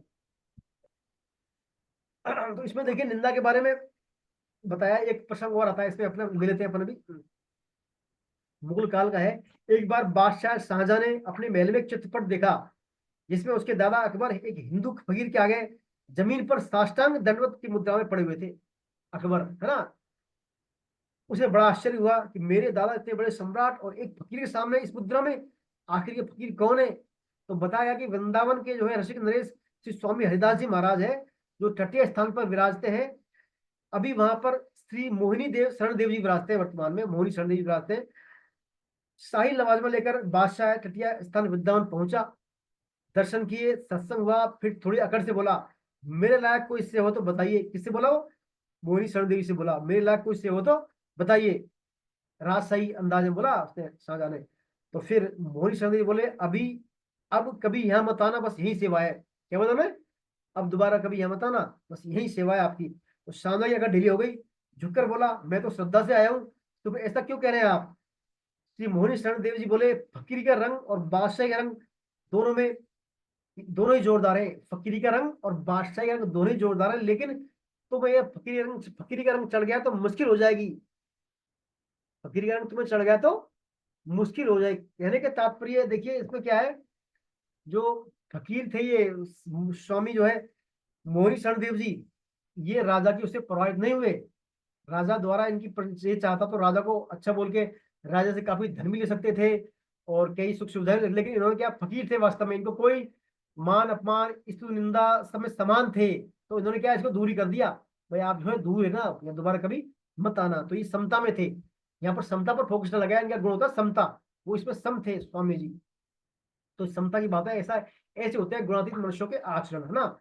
और फिर ये बताया ऐसे मान अपमान तुल्य स्तुति, तो देखिए निंदा स्तुति की तरह मान अपमान में तथा अपने मित्र और शत्रु के प्रति समान भाव रखने में भी साधक के लिए सबसे कठिन है। देखिए शत्रु मित्र में समता रखना बड़ा कठिन भाव है। इसमें देखिए द्रोणाचार्य जैसे महान शास्त्र भी राजा द्रुपद के द्वारा राज्यसभा में किए अपमान को भूल नहीं सके। देखिए द्रुपद और जो ये थे ना, राजा द्रुपद और द्रोणाचार्य दोनों मित्र थे, लेकिन मित्रता में भी अपमान को नहीं भूल पाए एक दूसरे के को। द्रोणाचार्य, तो द्रोणाचार्य तो परम विद्वान थे, उनमें समता नहीं रही, फिर हम तो कहाँ ठहरे फिर। तो वही बात इसमें दी है कि निंदा स्तुति भी की तरह मान अपमान में भी हमें शत्रु मित्र के प्रति समान भाव रखना भी साधक के लिए सबसे कठिन है। द्रोणाचार्य जैसे महान शास्त्रविद भी राजा द्रुपद के द्वारा राज्यसभा में किए अपमान को भूल नहीं सके। वे गुरु दक्षा में अर्जुन से द्रुपद मांगते हैं और द्रुपद भी इस अपमान से आहत होकर द्रोणाचार्य के वध के उद्देश्य अभिचार या मारण यज्ञ करते हैं और यज्ञवेद से दुष्युम्न नामक एक पुत्र पैदा करते हैं, दुष्युम्न, जो कि पांडवों का सेनापति बनता है फिर युद्ध में। और जो महाभारत में युद्ध में द्रोणाचार्य का वध करते हैं, गुणातीत पुरुष भोग संग्रह के लिए नया कर्म आरंभ नहीं करता। तो यहाँ पर देखिए दोनों ही गुणातीत नहीं है, ना द्रोणाचार्य ना द्रुपद, है ना। तो लेकिन भगवान बोल रहे हैं गुणातीत मनुष्य के लिए शत्रु मित्र के प्रति दोनों में समता का व्यवहार करना चाहिए। इसमें देखिए समता के बारे में अभूतपूर्व उदाहरण दयानंद सरस्वती का दिया गया यहाँ पर पुस्तक में, महर्षि दयानंद सरस्वती का। देखिए स्वामी दयानंद सरस्वती जी, जिन्होंने धर्मांतर रुकवाकर एक वैदिक एवं वैदिक शुद्धि अभियान चलाकर सनातन धर्म की रक्षा की, ऐसे महापुरुष को भी अंतिम समय में उनके निजी रसोई द्वारा दूध में जहर दिया गया। उनका जी मिचलाने लगा। पूछा तो रसोई ने पैरों में गिरकर बोला, एक वेश्या ने धन देकर मेरी बुद्धि खराब कर दी थी और मुझसे यह पाप हो गया। उन्होंने कहा तुरंत तुम यहाँ से निकल। दयानंद सरस्वती रसोई बोला कि तुम तुरंत यहाँ से निकल जाओ, नहीं लोग तुम्हें जीवित नहीं छोड़ेंगे, मेरा तो जो होगा देखा जाएगा, लेकिन तुम जो यहाँ से चले जाओ। तो रसोई ने कहा कि मैं कैसे कहाँ जाऊं। तब महर्षि ने कुछ धन देकर कहा तुम जाओ अपने प्राणों की रक्षा करो। मित्र और शत्रु में ऐसी होती है आदर्श समता। देखिए दयानंद सरस्वती की ये आदर्श समता का उदाहरण है। आपने उसने अपने शत्रु को जहर देने वालों को भी क्या है, पैसा देकर उसकी रक्षा की कि आप जो यहाँ से चले जाओ। ये इस श्लोक में भगवान ने बताया है ये आचरण के बारे में। देखिए ना, यद्यपि भगवान ने गुणों का अतिक्रमण करने का उपाय बता दिया, तथापि अर्जुन पुनः श्लोक में गुणातीत होने का उपाय पूछे। तीसरा प्रश्न क्या था उपाय? पहला था वो लक्षण कैसे थे, लक्षण बताई 2 श्लोकों में, फिर आचरण के बारे में बताई 2 श्लोकों में। अब अंतिम श्लोक में भगवान से पूछ रहा है कि गुणातीत करने का उपाय क्या है, भगवान कैसे गुणातीत हुए हम। तो वो इसमें भगवान बता रहे हैं गुणातीत होने का उपाय क्या है अर्जुन को। आइए पढ़े 14.26 श्लोक, बड़ा महत्वपूर्ण श्लोक है 14.26। किसने नहीं पढ़ा अभी तक श्लोक? सभी ने पढ़ लिया। विजय दादी साहब ने पढ़ा शायद, विजय दादी साहब पढ़े 26वां श्लोक। पहले अनम्यूट करें अपने आप को, विजय साहब अनम्यूट करें।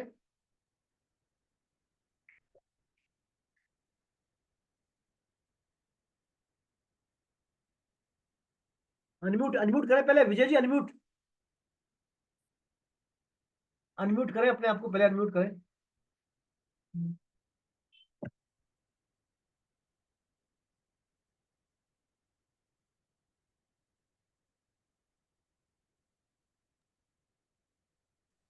अनम्यूट करें अपने आप को, अनम्यूट। हाँ हो गया, अनम्यूट हो गया। हरे कृष्ण। हरे कृष्णा हरे कृष्णा। मां च यो अव्यक्तारेण भक्ति योगेन सेवते थैंक यू। स्मति सुबह की निकाल कर दी, रात की भी बेटा। ब्रह्म भूयाय कल्पते।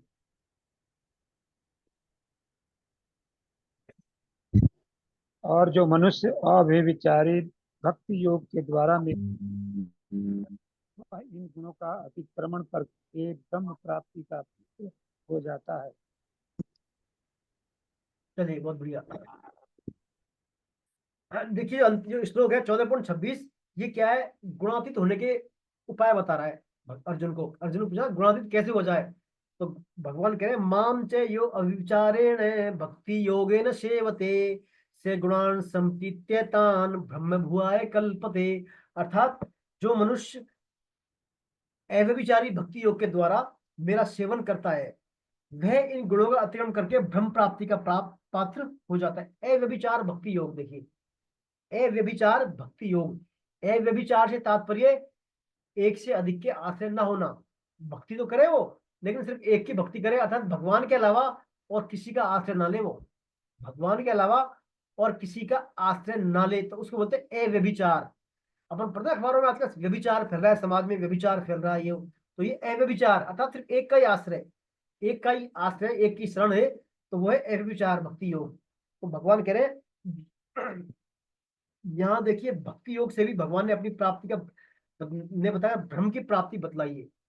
भगवान ने ये नहीं कहा मुझे प्राप्त हुआ, क्या कहे सह ब्रह्म हुआ है कल्पते, उसको भी क्या ब्रह्म की प्राप्ति हो जाती है। तो इसमें बात बता रहे गहरा संदेश ये है, श्री कृष्ण पूर्ण पुरुषोत्तम है, सगुण निर्गुण सब उनसे ही है, ब्रह्म प्राप्ति उनसे अलग नहीं है।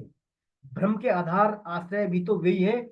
यहाँ अर्जुन ने गुणातीत होने का उपाय पूछा है, अतः भक्ति योग से भी निर्गुण की और अर्थात ब्रह्म की प्राप्ति बता रहे हैं भगवान। निर्गुण का तात्पर्य गुण, तीनों गुणों से रहित होना है। सगुण भी इन गुणों से रहित है, लेकिन उसमें दिव्य गुणों तथा ऐश्वर्य, माधुरी, सौंदर्य, औदार्य आदि रहते हैं। श्रीमद् भागवत में सगुण भक्ति को निर्गुण या तीनों गुणों से रहित ही कहा है। देखिए, कहने का तात्पर्य भगवान यहाँ पर कह रहे हैं, भाई जो अभिचारी भक्तियों का सेवन करता है उसको मेरी ही प्राप्ति होती है। ये तो भगवान ने कई बार कहा है, लेकिन यहाँ पर भगवान कह रहे हैं उसको भी ब्रह्म की प्राप्ति होती है। तो ब्रह्म भी क्या है? भगवान का ही तो वो है तेज। ब्रह्म भगवान के धाम का, भगवान का तेज है ब्रह्म, भगवान का निर्विकार फॉर्म है, उसके बारे में भगवान बताया। तो अभिचारिणी पद से दूसरों का आश्रय लेने का निषेध करके भक्ति योगन पद से केवल भगवान का ही आश्रय लेने की बात है। सेवते पद का तात्पर्य अभिचारी भक्ति योग के द्वारा भगवान का भजन करें, उपासना करें, उनके शरण हो जाए, उनके अनुकूल चले। अभिचारी भक्ति में सधर्मता, पवित्रता, पतिव्रता नारी की निष्ठा से बताई गई है। पद्म पुराण में कहा है जो पुत्रों की अपेक्षा, पद्म पुराण का उल्लेख किया है इसमें, जो पुत्रों की अपेक्षा 100 गुना स्नेह पति से करती है, राजा के समान उसका भय मानती है और पति को परमात्मा समझकर ही उसके समस्त कर्म आराधनावत करती है, वह पतिव्रता स्त्री कहलाती है। और जो अनन्य भाव से भगवान के शरण हो जाता है, उसे गुणों का अतिक्रमण करना नहीं पड़ता, वह स्वतः ही ब्रह्म प्राप्ति का पात्र बन जाता है अनन्य विचारी योग के द्वारा। देखिए, इसमें कहानी दी है पत्नी के बारे में। देखिए, अव्यभिचार के बारे में बताया इसमें। एक राजा दूसरे देशों पर विजय अभियान के लिए चला गया। काफी महीनों बाद तक वो नहीं लौटने लगा, तो उसने अपनी रानियों को संदेश भिजवाया कि उन्हें क्या क्या उपहार चाहिए। सभी रानियों ने विभिन्न देशों में जो भी राजा ने प्रसिद्ध वस्तुएं ली थी, उनमें से अपनी अपनी इच्छित वस्तु का नाम देकर कहा कि हमारे लिए ये फला फला लिस्ट लेकर आइए। लेकिन एक राजा की सबसे छोटी रानी थी, उसने अपनी चिट्ठी में सिर्फ 1 अंक लिखकर भेजा। तो राजा से चिट्ठी देखकर कुछ समझ नहीं पाया। आखिर उसने अपनी अंतरंग मंत्री से इस बारे में बात की, और मंत्री से बात की भाई पत्नी ने क्या लिखा है। तो उस मंत्री ने बताया, राजन, रानी और सिर्फ रानी जो है सिर्फ तुम्हें ही चाहती है और कुछ नहीं चाहती। ये सिर्फ तुमको ही चाहती है, तुम्हारे अलावा और किसी वस्तु में उसकी रुचि नहीं है। ये है अव्यभिचार। ये क्या है? तो राजा जो है उसका भाव देखकर अति प्रसन्न हो गए फिर। तो ये अव्यभिचार वाली बात है, सिर्फ और सिर्फ एक सही मतलब, और उसके अलावा न किसी भी जड़ता से का आश्रय न हो, है ना। तो ये भगवान यहाँ पर बता रहे हैं। ऐसे ही भगवान ने कहा जो अव्यभिचारी भक्ति योग के द्वारा मेरा सेवन करते हैं, अर्थात सिर्फ और सिर्फ मेरे से ही आश्रय, भगवान ने कहा ना आर्थ अर्थात तो जिज्ञासी ज्ञानी भक्त तो चाहो, लेकिन मेरे से ही ऐसा जो भक्त है या ऐसा सिर्फ अनंत अभिचार मेरे लिए है, वो क्या है? ब्रह्म प्राप्ति के पात्र बन जाते हैं। ये बात भगवान ने इसमें बताई है। अब भगवान की देखिए और एक गुड रहस्य खोल रहे हैं इसमें आगे, जिसमें अलग अलग भगवान के कहते हैं कि इस श्लोक में भगवान एक ऐसा रहस्य उदाहरण करने वाले हैं जिसमें अलग अलग इष्ट और उपासनाओं से हमारी जो भेद दृष्टि है वह दूर होकर हमें समग्र की अनुभूति हो जाए। अर्थात हम कहते हैं कि अलग अलग उपासना करते हैं, तो सब उपासना के बारे में भगवान बता रहे हैं वासुदेव सर्वमाल भाव कैसे जगे, उसके बारे में अंतिम श्लोक है, श्लोक नंबर 26। इंदिरा जी पढ़े श्लोक नंबर 26। इंदिरा जी।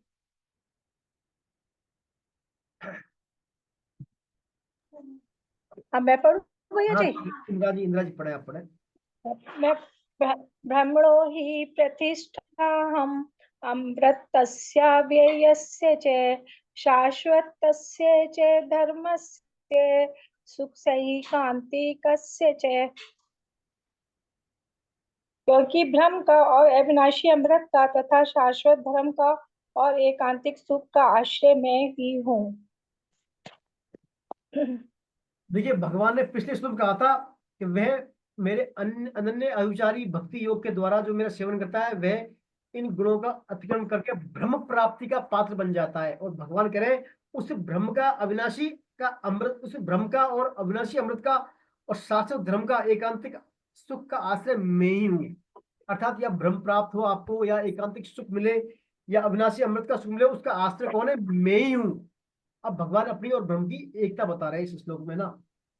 ब्रह्म की प्रतिष्ठा आश्रय मैं हूं, ऐसा कहने का तात्पर्य है ब्रह्म से अपनी अभिन्नता बताने में है। जैसे जलती हुई अग्नि साकार है और काष्ठ में रहने वाली अग्नि निराकार है, लेकिन तत्व से जो अग्नि है, जैसे किरणें सूर्य के आश्रित रहती है, ऐसे ही कृष्ण की अंकांति ब्रह्म कहलाती है जो कृष्ण से भिन्न नहीं है।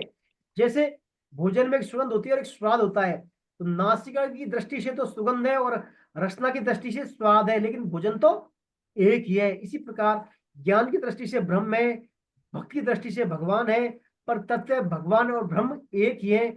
अविनाशी अमृत का अधिष्ठान मैं ही हूँ और मेरा भी अधिष्ठान अविनाशी अमृत है। अर्थात अविनाशी अमृत और मैं, ये दो तत्व नहीं अपितु एक ही है। दोनों चरण कृष्ण के निर्गुण निराकार ज्ञान योग को बताते हैं। अर्थात सब कुछ क्या है, भगवान ही है। वासुदेव सर्वम। शाश्वतस्य धर्मस्य, अर्थात सनातन धर्म का आधार में हूं, मेरा आधार सनातन धर्म है। सनातन धर्म और मैं दोनों एक ही हैं। सनातन धर्म मेरा स्वरूप है। शाश्वत धर्म के गोप्ता रक्षक श्री कृष्ण ही है। सनातन धर्म प्राणी मात्र का धर्म है, और क्योंकि यह आत्मा को लेकर है, यह किसी व्यक्ति विशेष के द्वारा चला हुआ धर्म नहीं है, ये सदा से ही है। यह सगुण साकार का कर्मयोग की बात है। ये इसमें बात फिर भगवान ने कहा है, सभी एकांतिक सुख का आश्रय भी मैं हूं। एकांतिक सुख से तात्पर्य अर्थात एकांतिक सुख का आधार में हूं और एकांतिक सुख में हूं, इससे अभिन्न हूं। एकांतिक सुख को गीता में अक्षय सुख, आत्यांतिक सुख, अत्यंत सुख नाम से भी कहा। मैंने आनंद, आपका अतीन्द्रिय सुख नहीं, आनंद, ये एकांतिक सुख है, आनंद। यह सगुण निराकार ध्यान योग की बात है। स्पष्ट है कि श्री कृष्ण ही परम ईश्वर है, उनका ही ध्यान करना चाहिए। सगुण साकार, निर्गुण निराकार तीनों एक ही तत्व की प्राप्ति होती है सबसे। यही तो समग्र का ज्ञान है। भगवान कृष्ण चाहे जिस रूप में हो, वे परम ब्रह्म परमात्मा पूर्ण पुरुषोत्तम ही है। ब्रह्म संहिता में देखिए आता श्लोक, ब्रह्म संहिता का श्लोक दिया में, ईश्वर है, परम कृष्ण है, सच्चिदानंद विग्रह है, अनादिर आदि गोविंद है, सर्व कारण कारणम। ये देखिए ब्रह्म संहिता, भगवान ब्रह्मा जी कहते हैं ईश्वर तो कौन है, सच्चिदानंद विग्रह कौन है, भगवान कृष्ण है। ईश्वर वही है, सच्चित आनंद के स्वरूप वही ईश्वर है, वही अनादि है, वही आदि है, वही गोविंद है, और वही सभी कारणों के कारण है गोविंद। उन गोविंद को मैं नमस्कार करता हूँ। ये इसमें ब्रह्म संहिता का दिया है। फिर भागवतम के भी 2 श्लोक दिए हैं इसमें। उनके जैसे बताया, श्री कृष्ण चित्त सत, भगवान श्री कृष्ण ही चित्त सत और आनंद स्वरूप है। उन्हें ब्रह्म, परमात्मा और भगवान, इन तीनों नामों से जाना जाता है। ब्रह्म, भगवान और परमात्मा तत्व अद्वय द्वितीय से रहित एक ही अभेद है और समसिद्ध ज्ञान स्वरूप है। भेद 3 तरह का होता है, स्वगत भेद, सजातीय भेद और विजातीय भेद। 3 भेद होते हैं ना, जैसे स्वगत, सजातीय और विजातीय। जैसे एक शरीर में भी, जैसे शरीर में एक भी पैर अलग है, हाथ अलग है, पेट अलग है, सिर अलग है, ये क्या है, स्वगत भेद है सभी। और जैसे वृक्ष में कई भेद है, गाय में अनेक भेद है, ये सब सजातीय भेद है। पीपल का पेड़, नीम का पेड़, गाय, भैंस, बकरी, ये सब अलग, ये सजातीय भेद हो गए। वृक्ष अलग है और गाय अलग, भेड़ भैंस अब अलग अलग है, ये सब क्या है, स्थावर जंगम है ना, ये सब क्या है, विजातीय भेद है। तो परमात्मा तो ऐसा है, उसमें ना तो स्वगत भेद है, ना सजातीय भेद है, ना विजातीय भेद है। परमात्म तत्व में कोई अभिन्न है ही नहीं। यह कह रहे हैं कि सभी अवयव चैतन्य स्वरूप और भेद रहित हैं, इसलिए वे निरवयव कहलाते हैं। इसलिए वे क्या है, निरवयव कहलाते हैं। कहने के तात्पर्य भगवान ही है। वासुदेव सर्वम, भगवान के अलावा संसार में कुछ है ही नहीं। अपनी दृष्टि है, अपन जिस दृष्टि से देखेंगे वैसे अपने को भगवान दिखेंगे। देखिए इसमें एक बार प्रसंग दिया है भगवान राम लक्ष्मण का, जब सीता स्वयंवर के समय का दिया है। भगवान राम, लक्ष्मण और अपने गुरु विश्वामित्र जी के साथ जनकपुर में आए, तब माता जानकी के स्वयंवर की तैयारियां चल रही, स्वयंवर की। और उनके आने का समाचार सुनकर जनक जी अपने मंत्रियों और प्रजा सहित उनसे मिलने आते हैं। भगवान राम के दर्शन मात्र से प्राणी मात्र को आनंद की प्राप्ति हो रही है। आखिर वो भी क्यों ना हो, वे स्वयं आत्मा की भी आत्मा, अर्थात आनंद घन परमात्मा जो है भगवान राम। जनक जैसे ब्रह्मज्ञानी तो नित्य भ्रमण में रमण करते हैं, तो भी श्री राम को देखकर अपनी शुद्ध बुद्ध भूल जाते हैं भगवान जनक। देखिए इसमें दिया है, सुंदर श्याम गौर दो भ्राता, आनंदों के आनंद दाता। जनकदास जी बता रहे, जनक जी महाराज, मूर्ति मधुर मनोहर देखी, भयों विधों विधों विशेषी, इन्हीं बिलोकत अति अनुरागा, बरबस ब्रह्म सुख ही मन त्यागा। भगवान कह रहे हैं ब्रह्म का सुख का एकांतिक आश्रय का मैं ही हूँ आश्रय। तो वही जनक जी कह रहे हैं, जो ब्रह्म सुख सबका आश्रय यही भगवान है। सब कुछ जो आनंद के भी आनंद है, आनंद दाता, आनंद के आगार है भगवान, आनंद के भी भंडार है ना। ये सब बात भगवान के बारे में यहाँ पर जनक जी बता रहे हैं। तो कहने का तात्पर्य इस श्लोक भगवान कह रहे हैं, क्योंकि ब्रह्म का, अविनाशी अमृत का और एकांतिक सुख का अर्थात अतीन्द्रिय सुख आनंद है, उसका आश्रय भी मैं ही हूँ, ऐसा भगवान यहाँ पर कह रहे हैं। तो भगवान ने यहाँ पर अपना भेद खोल दिया है कि मैं कौन हूँ। भगवान ने यहाँ पर अपना भेद तो भगवान ने कई श्लोकों में कई जगह खुला है कि मैं ही सर्व कारण कारणम हूँ, मैं ही सबका पिता हूँ। भगवान ने इस अध्याय में कहा ना, मूल प्रकृति में मैं ही गर्भ रूपी जीव का स्थापन करता हूँ। मूल प्रकृति तो सबकी माता है और मैं सबका पिता हूँ, है ना, मैं सबके हृदय में निवास करता हूँ। अब भगवान कह रहे सभी का आश्रय मैं हूँ। ब्रह्म का, अविनाशी सुख का, एकांतिक सुख का, अविनाशी अमृत का आश्रय मैं हूँ। सभी गुणों का प्रकाशक मैं हूँ। गुण मेरे से है पर मैं गुणों में नहीं, यही भगवान ने कहा है 9वें अध्याय में ना, मयि चाप्यम नेतेषु मयि, मैं गुण सब कुछ मेरे में, लेकिन मैं गुणों में नहीं, है ना। तो कहने का तात्पर्य, जो भगवान की प्रकृति है, भगवान की प्रकृति 3 गुण युक्त है। प्रकृति में 3 गुण है, भगवान में तीनों गुण क्या है और इनके कार्य है। भगवान की प्रकृति के कार्य गुण, भगवान की प्रकृति के 2 कार्य है, गुण और पदार्थ। गुण और पदार्थ, तो मूल में गुण है। पदार्थ का अपन 13वें अध्याय में पढ़ चुके हैं मैटर के बारे में, है ना। प्रकृति ही हेतु, सभी कर्मों में कौन है कारण, हेतु प्रकृति। और यह क्या है, प्रकृति कार्य गुण। गुण के बारे में, गुण के बंधन से कैसे छूट जाए। भगवान ने कहा है जो मेरी प्रकृति के 3 गुण हैं, इन गुणों से क्या सृष्टि का क्रिएशन होता है, और व्यक्ति क्या करता है, अविनाशी देह अपने अज्ञान के कारण इन गुणों से बन जाता है, इन गुणों को अपना कर्ता मान लेता है, अर्थात इन गुणों का मालिक समझता है अपने आप को। सत्वगुण का यदि है उसमें तो सुख और ज्ञान की आसक्ति से बन जाता है। रजोगुण है तो कर्मों की स्पृहा से, कर्मों की आसक्ति से बन जाता है। और तमोगुण है तो अज्ञान या मूर्खता की आसक्ति से बन जाता है, इन गुणों से बन जाता है। वस्तुतः जीव है अविनाशी। फिर भगवान कहते हैं इनसे पार कैसी पाई जाए, इनसे गुणों से निर्गुण कैसे हो जाए। तो भगवान कहते हैं इन गुणों से जो है पार पाने का तरीका भगवान ने बताया, गुणातीत कैसे हो जाए, है ना। गुणातीत कैसे हो जाए कि मेरा भगवान ने कहा ना, भगवान ने जो बताया था, माम यो से अभिविचारेण, अव्यभिचारेण मतलब सिर्फ मेरा ही आश्रय ले, वो मेरा ही आश्रय ले, मेरे शरणागत रहे, तो क्या गुणों से वो पार गुणातीत हो जाएगा। और यही बात भगवान ने, आपको ध्यान हो तो 7वें अध्याय में बताई थी, भगवान ने गुणों से कैसे, गुणमयी माया से कैसे बचता है ना। भगवान ने कहा देवी उषा गुणमयी मम माया द्वितीया मामे भी प्रपदन्ते माया मेताम तरंतिते, जो मेरी शरण होते हैं वो इस माया से बच जाते हैं। वहां भगवान ने शरण वाली बात कही थी भक्ति योग के प्रकरण में। यह भगवान कह रहे एवं विचार भक्ति योग के द्वारा मेरा सेवन करता हो, है ना। तो बात नहीं है भगवान के शरण होने की। हम जो भी कर्म करें, हमारे केंद्र में भगवान रहे, हम भगवान, मैं भगवान का, भगवान मेरे, ये धारणा हमारे अंदर बलवती रहे, तो हम क्या है फिर भगवानी गुणों से बच सकते हैं, भगवानी गुणमयी माया से बच सकते हैं। और भगवानी गुणमयी माया से बच जाएंगे तो भगवान कह रहे हैं ऐसा व्यक्ति क्या है, अपने आप को अकर्ता मानता है और वो मेरे स्वरूप को प्राप्त हो जाता है, मेरी गुणों को प्राप्त हो जाता है। ये इस अध्याय भगवान ने बात बताई है गुण त्रय विभाग योग में। गुण त्रय विभाग भगवान ने यही बताया कि मेरे गुण है ना, इन गुणों के कार्य, इन गुणों से व्यक्ति कैसे बन रहा है और गुणों से पार कैसे पा सकता है, कैसे गुणातीत हो सकता है। गुणातीत होकर वो मेरे को प्राप्त हो जाता है, अर्थात उसको ब्रह्म की प्राप्ति हो जाती है। और फिर भगवान कहते हैं उस ब्रह्म का भी वो मैं ही आश्रय हूँ, अर्थात मेरी प्राप्ति होती है उसको। ये बात इस गुणत्रय विभाग योग में है। अब आपका कोई गुणत्रय विभाग के योग के बारे में कोई आपकी जिज्ञासा, कोई प्रश्न हो तो अपन बात कर लेते हैं। अभी बोले आप कोई भी गुणत्रय विभाग के योग के बारे में।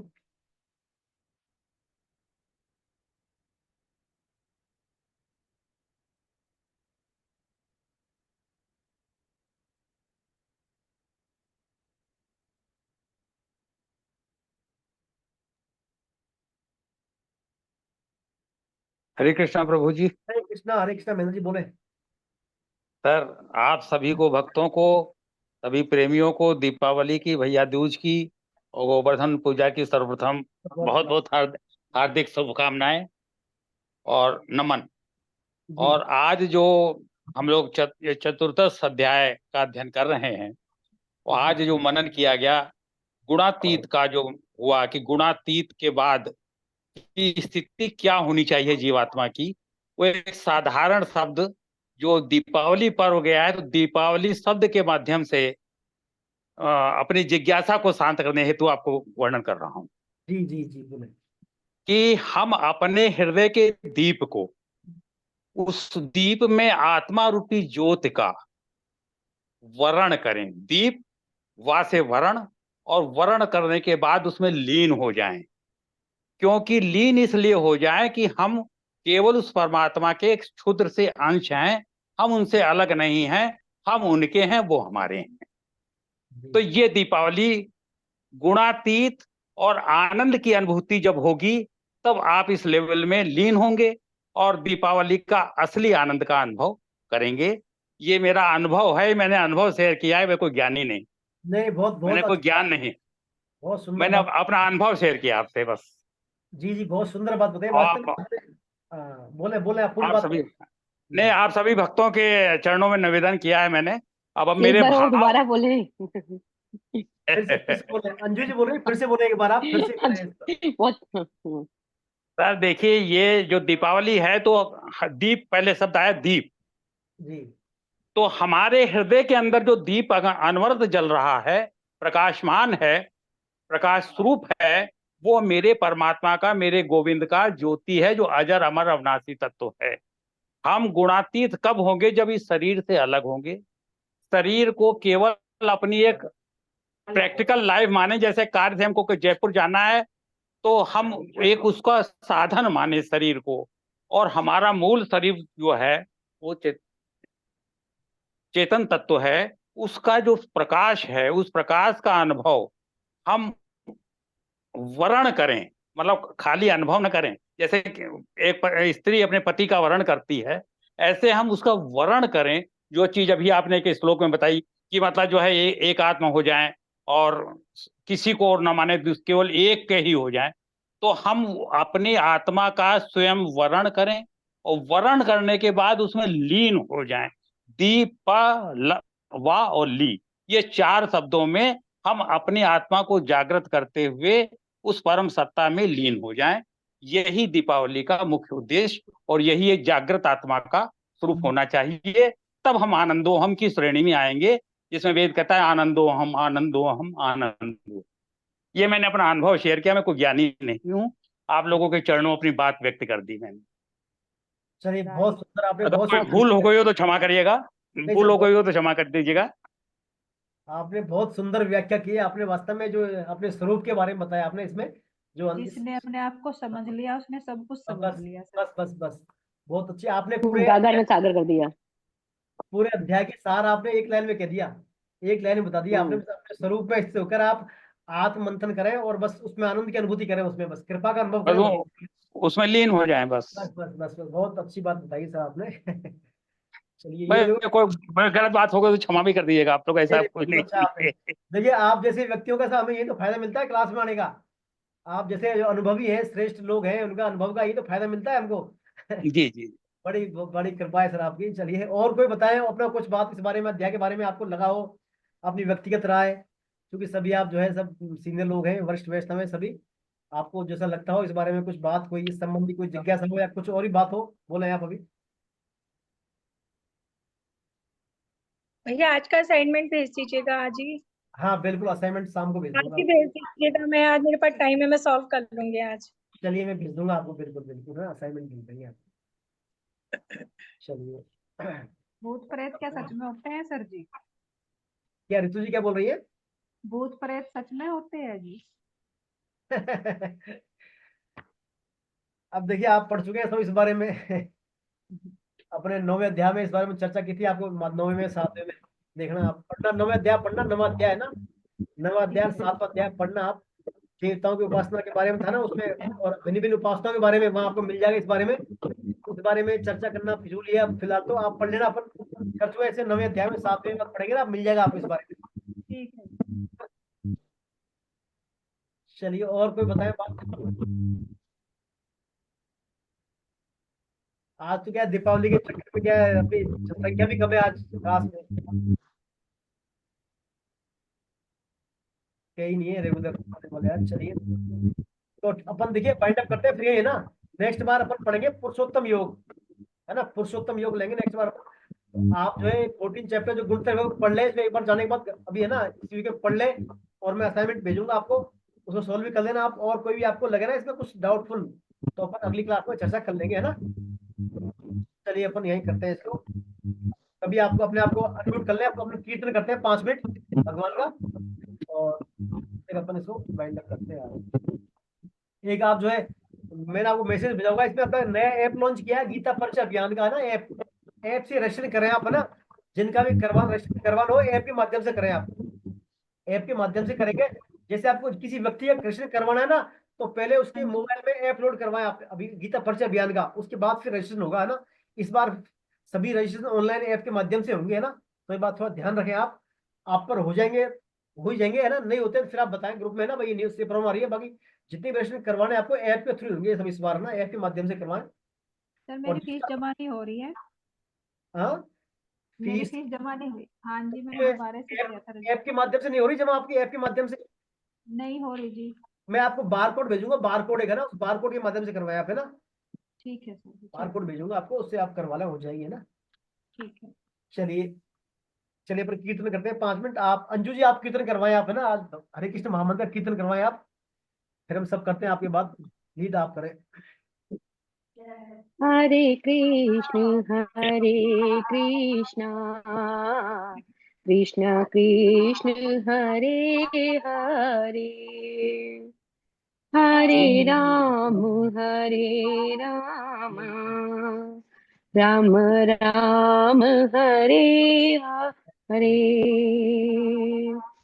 हरे कृष्ण कृष्ण हरे हरे कृष्ण कृष्ण कृष्ण कृष्ण हरे हरे हरे, हरे हरे राम हरे राम राम राम राम राम हरे हरे हरे, हरे हरे कृष्ण कृष्ण कृष्ण हरे हरे, हरे राम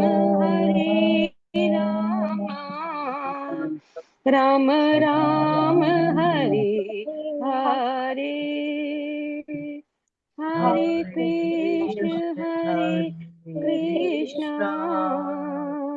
कृष्ण कृष्ण हरे हरे, हरे राम हरे राम राम राम हरे हरे, हरे